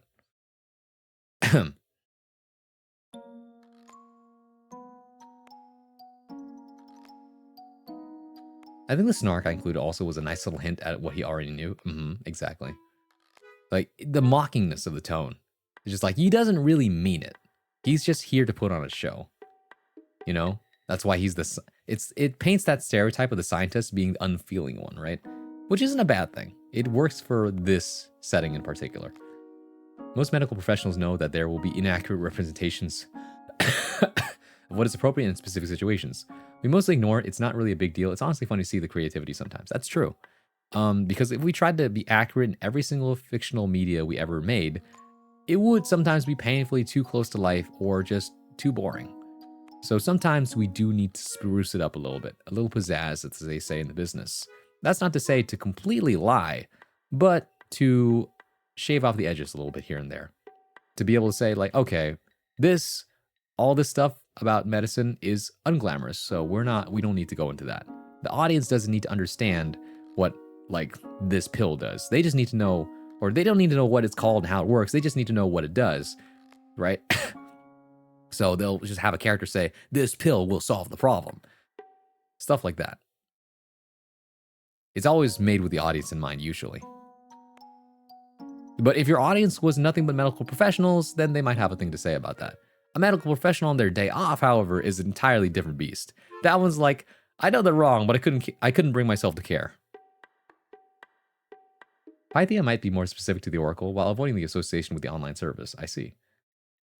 Jonas just kind of got lucky fit genes, so his metabolism enables his life effort. Exactly. See, that's what I mean. It fits into the narrative, and that's why I really appreciate how you depicted them. Right? When's the next prompt dropping, righty boy? I'm trying to figure out what I'm gonna do next. I was gonna release it over the weekend. That was my plan. I'm gonna do it asynchronously. I'm not gonna drop it in the middle of the stream. Yeah, like you guys are just gonna have to wait. But I will say, if you are in the Discord and you want to participate in the next one, which I plan on doing, gonna try and do this weekly as a way to boost engagement. I would say, because I was thinking about the reading writing streams, because anybody can do a reading stream where they just read things, and that's fine. That's basic ASMR. Anybody can do a co-working writing stream. Those are great too. I can do a little bit of that, a little bit of this. But what I really wanted to excel in, or not excel, what's the word? What I really wanted to spice things up with, make things a little bit different, and just boost engagement in twofold, which is to say, give you some investment in what happens on stream, as well as give you some benefit of using the Discord and things like that, is that I can give you prompts, which fits into my whole mission of trying to spread more love for literature into the community, and I think that's working. So that's great. Yeah, if you're in the Discord, we've made a new role for the weekly prompt. So go to the roles channel tab, whatever, and then just go ahead and react to it, and that'll pick it up. That'll pick up the role. The reason I did this is because I realized that if I pinged every single artist, writer, and musician, it would get very annoying very fast, and it feels punishing to people who don't want to participate but would just wanted the tags. So that's why I did it like that. Sam, I've been brainstorming while we've been here. Have a couple ideas simmering. Who knows? Banana hair clips won't allow a blind navigator, Z? This sounds like a reference, and I'm interested. Over the weekend, bro, I'm employed. Why do you do this? Oh, well, as in like... Well, okay. Originally, I was going to do like Saturday streams for writing, right? And then Sunday, I dropped the prompt, like either end of Saturday after stream, or what's it called? Sunday morning. That way, it'd be like, there's your prompt, get started. You have 1 week until Saturday. Or a little less than that, technically. Sounds about right. But yeah, I really want this cough to go away. Hunter dropping all his short horror sci-fi stories on the weekly prompt before they get compiled into famous books. I mean, yeah. Think about that for a second. Remember when I talked about routine and how much that aids you in just getting things done? Before you know it, you will have an anthology of short stories, right? That you will have built up from writing in this. Some of you will have several poems. All right? And it's gonna be like, wow, I really got a lot done. Who knows? That's me too. For the longest time, I had been in the camp of I'll write when it comes to me, I'll write when I feel like. And that has worked up to a certain point. But I've also written a lot of good things simply on the fly because someone simply asked me to. Like, I wander into a workshop, I happen to hear a prompt, or I think something's interesting, and an idea latches onto an idea, and it becomes a chain of words that eventually becomes sentences in a poem.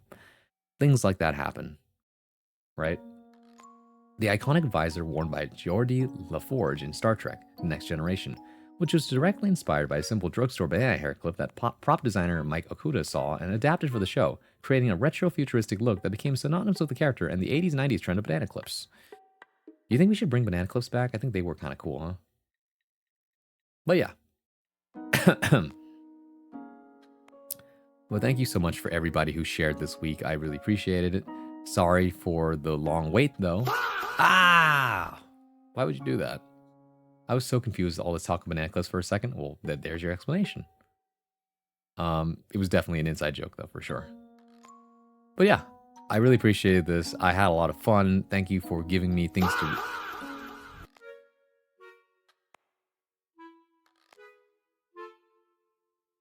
What do you mean you clicked the wrong one? What do you mean you clicked the wrong...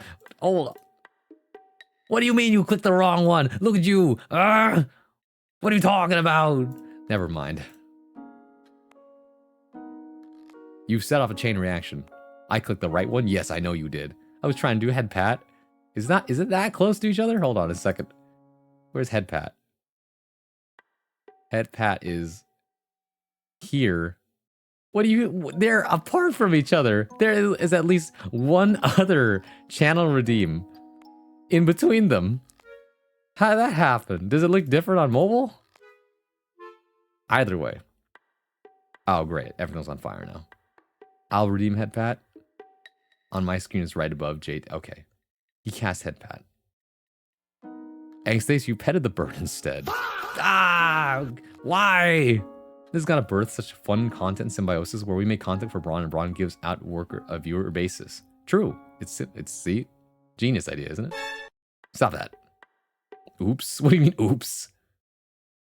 What do you mean, oops? I'm pretty sure that was intended. Set things on fire is nowhere near. Yeah, it's nowhere near the other ones. It's at least 2 rows down. It's right under head pat bird for me. Did the bird not want head pats? No, you can give the bird head pats. I won't stop you. Jeez, what was I even going on about? Okay, but okay. Feedback. One ask I have is that do you guys prefer the reading and writing streams on Fridays and Saturdays, or one of these days, right? If you do, if I'm busy on a Friday, I'll switch to Saturday. If I'm busy on a Saturday, I'll switch to Friday. Do you guys like that? Sorry, thanks, I guess. What's the vibe with these prompts? So I'm doing, so in the Discord, for people who are interested, who can grab the weekly prompts role, I am doing a thing where every week I'm going to give out a different prompt. The last prompt I gave out, the first prompt I gave out was 3 weeks ago because I was away in Japan. So now we're I am becoming rotisserie chicken. Great for you. Happy for you. Go ahead and, you know, go ahead. Roll around like a happy seal. Why don't you? Friday and Saturday, please. Sunday is super stressful. Okay. That's good. Good data. Good data. Ah! I prefer Friday because that means I'll actually see it. That's true. I could do Friday streams. That means I could take a break on. Depends on how many streams I want to do in a week. You gotta understand. I'm doing this weird balancing act of trying to be trying to maintain fighting games, trying to do single player content because I like actually making progress in these games I want to play, and then also doing cool craftsman and like literary things. Because yesterday the hand cam stream, and then Friday I did this, right? And I mean, 2 of the days of this week were dedicated to fighting games, and then the other 3 were that. That's 5 days of the week. And once again, I did say at some point that my brother was like, you know, you've been kind of busy all night. We haven't been able to hang out at all. And I'm like, I feel bad, right? And I said, well, the weekend I'm free. Even then, it's like, well, you know, what if I have plans? What if sometimes someone just wants you to have more free time? And what can you do?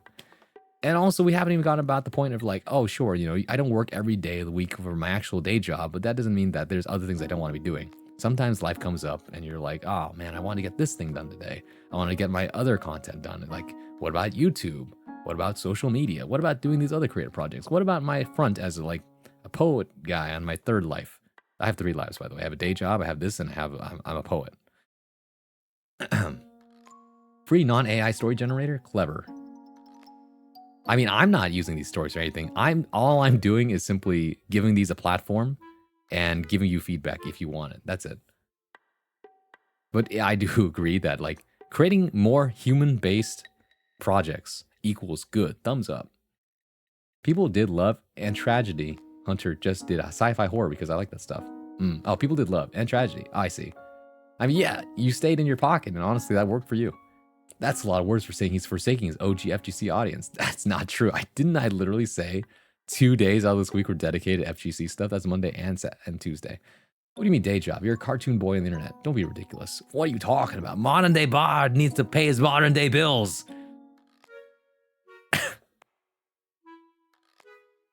Braun said he hates fighting games. I heard him. What do you say? Misinformation. He's making stuff up. Your Honor. He's lying. Objection. True, he does. Ah! You guys are enjoying this, aren't you? Come on, man. So yeah, anyways, the prompt the first prompt I gave was pretty open-ended. Next prompt I give might be a little more focused. So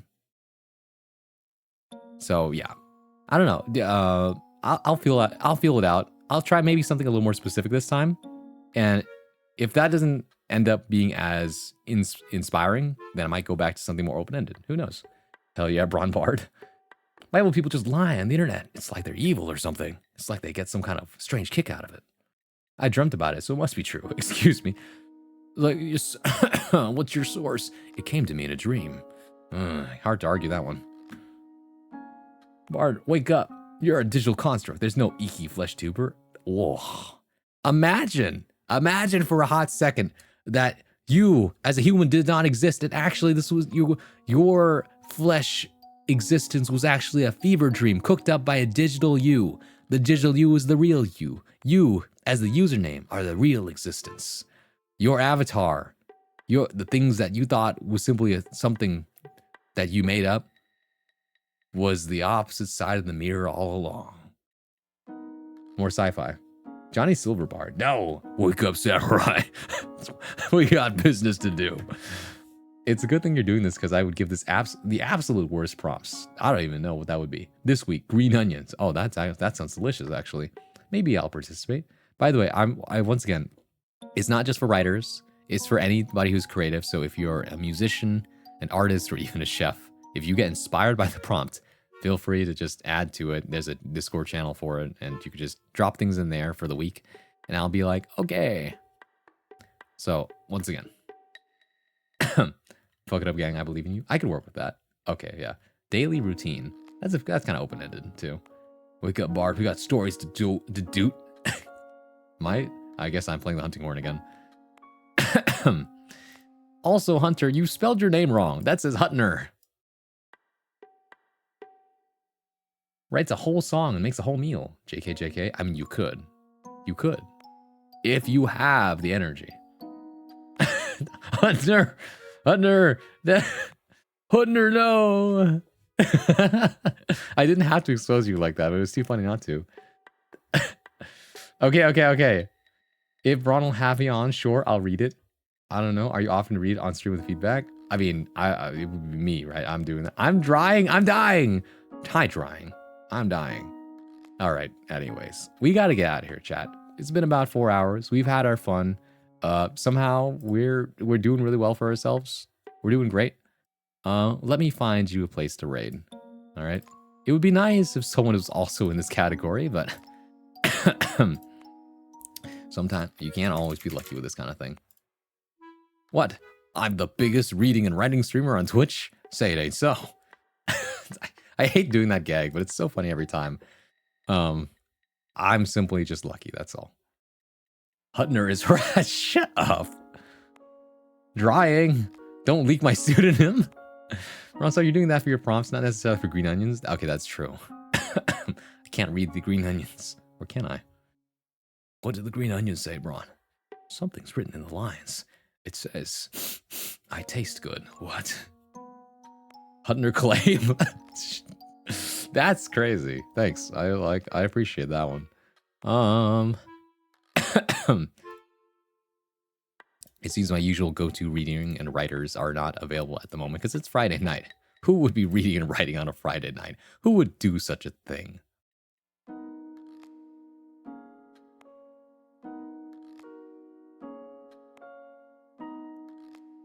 Anyways, I've got some cool people we could raid.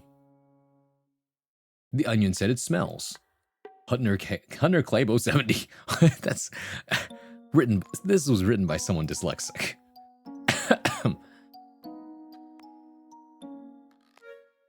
I can't believe Ducku got promoted. And Murdoch's had that for a while now, for a few months, just because I need somebody to be able to just do things. Murdoch has been consistent, because all my other mods have been MIA. Carbs is caring for a family. Peanut is doing peanut things wonderfully. Shoutouts to Peanut Punch, because I could do that.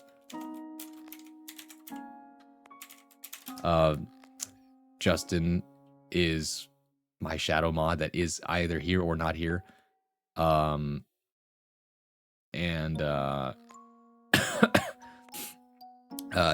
is, what's it called? Preoccupied and dying, usually.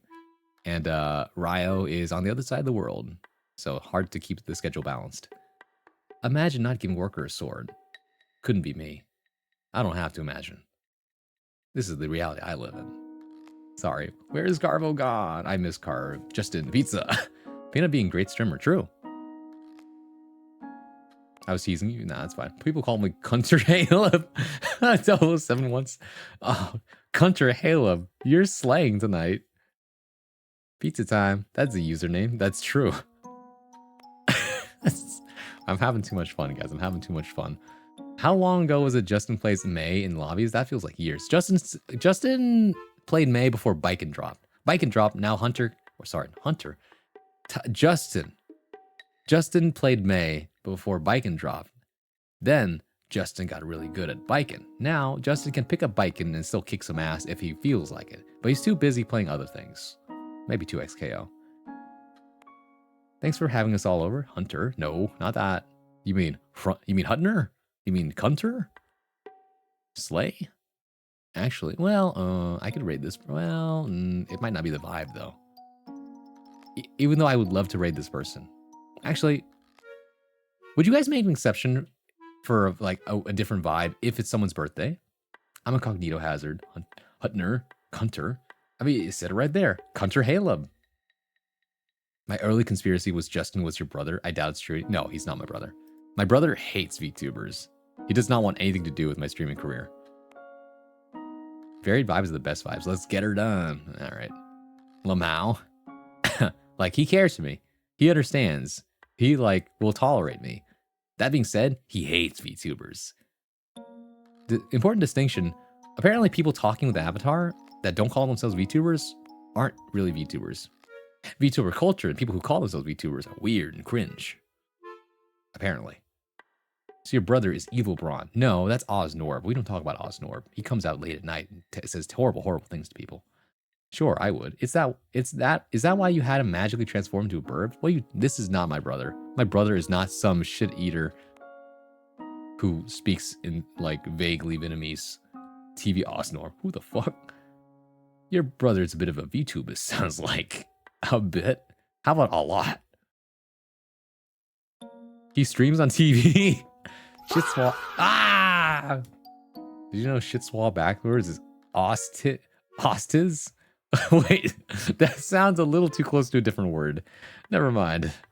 Don't back that one up. Don't think about that one too hard. Okay. Okay. I have not rated this person in a very long time, but it's that. Who activated the sirens? Was it you? Never again may I meet Oznorb. Did you meet Oznorb one time? I don't remember actually.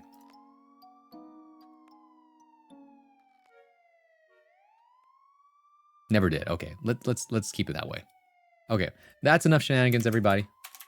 Let's get the heck out of Dodge, or whatever the saying is. Just want to do a bit. I appreciate the quietness of the sirens. Yeah, they're called quiet sirens for a reason. That's the redeem name. But yeah, I have the raid name, so let's. Oh wait, I forgot. Before that, sirens. Ostisisual. No. Who is that? Wait, is that who I get if I redeem Verbal Decimation? No, you get me being mean to you. You don't get Oznorb. Oznorb is a different beast entirely. And I'm not talking about it in a fun banter way. Like, literally, I don't like that guy. Oh, that's right. So, I have to go to Nightbot real quick because this no longer works. They took away my pot friend. They took away my ability to wave as a little pot guy. I'm so sad. Why did they do this? Oznorb is like Bronze Squilliam, basically. He's the guy that you just don't like. He says things that he doesn't mean, and is just like gives no shits about it. That guy makes me regret myself in the morning. Potfriend was dealt with. Don't say it like that. Anyways, we need the new command. So I'm thinking Dino Dance is a good one. Dino Dance. Okay, hold on. What's that? Yeah, okay. Bronze Swa, and then do another Dino Dance, and then say raid. Okay, cool. And then we gonna paste that 1, 2, 1, 2, 3 times. And then one more Dino Dance. Okay, cool. So we're gonna copy that. And I'm going to go to the commands, and I'm going to go to raid free. Where is it? There it is. I'm going to go ahead and copy paste this one now, this new one. Update. Cool. So now when I do FPS can be fun. I too am an evil FPS enjoyer. Osnor likes competitive FPS. You know what's funny? My brother is really good at FPSs, which is kind of ironic, huh? But no, Osnor is not my brother. I too, I actually know how to play FPSs. I just never play them. It's like, does that mean we're playing? Well, okay, what FPS would you want me to play? Because I can play them if it need be. I'm just really bad at them, actually. Porosad. I know they got rid of Porosad. They got rid of like what's it called? Monka Caitlyn. Some good ones to be honest. I don't know why they removed them. The final battle, the VTubist versus Osnor. I sucked them so bad. I understand. Let me see. Let's try this now. Oh, why is it all caps? This one. Yay, it works. Okay, that means we can finally go here. Follow me. Over here. Bada bing, bada boom. Thank you everybody for coming. Thank you for sticking around. Thank you for spending time with me. I really appreciate it. If you're watching the VOD, thank you so much for taking time out of your day to come see me. Hopefully I get to see you live one of these days. And as for the rest of you, we are raiding Passia the Goat. Passia is a very cool VTuber who is also a Capricorn that studies alchemy. She does horror, variety, craft streams. She also does tarot cards, so that's cool. Anything else? She's currently playing Outlast Trials and celebrating her birthday. So actually, what am I saying? We need a birthday raid. We need birthday raid. Hold on. Birthday raid. And then alert. Hold on. I got this. Oh wait, what am I doing? Do this. Copy. 1, 2, 3, 4. Edit alert. Bingo. And then after that, do the same thing with Dino Dance. Capricorn. They're a goat. I think, from what I understand. There we go. So yeah, use that raid message because it's their birthday today. Pogbones, yeah, they removed them. No more Caitlyn. I know. The best replacement for the OG Pog. I know, right? Nah. Oh, well. But yeah, that's about it for me. Next time you see me will be Monday for Guilty Gear Strive. So I'll figure out my schedule. But until then, take care of you all. My name is Francois, and I'll see you in the next one. Bye, everybody. Bye-bye. Why? You're right. The party hat would have been good, but it's too late now. So, bye.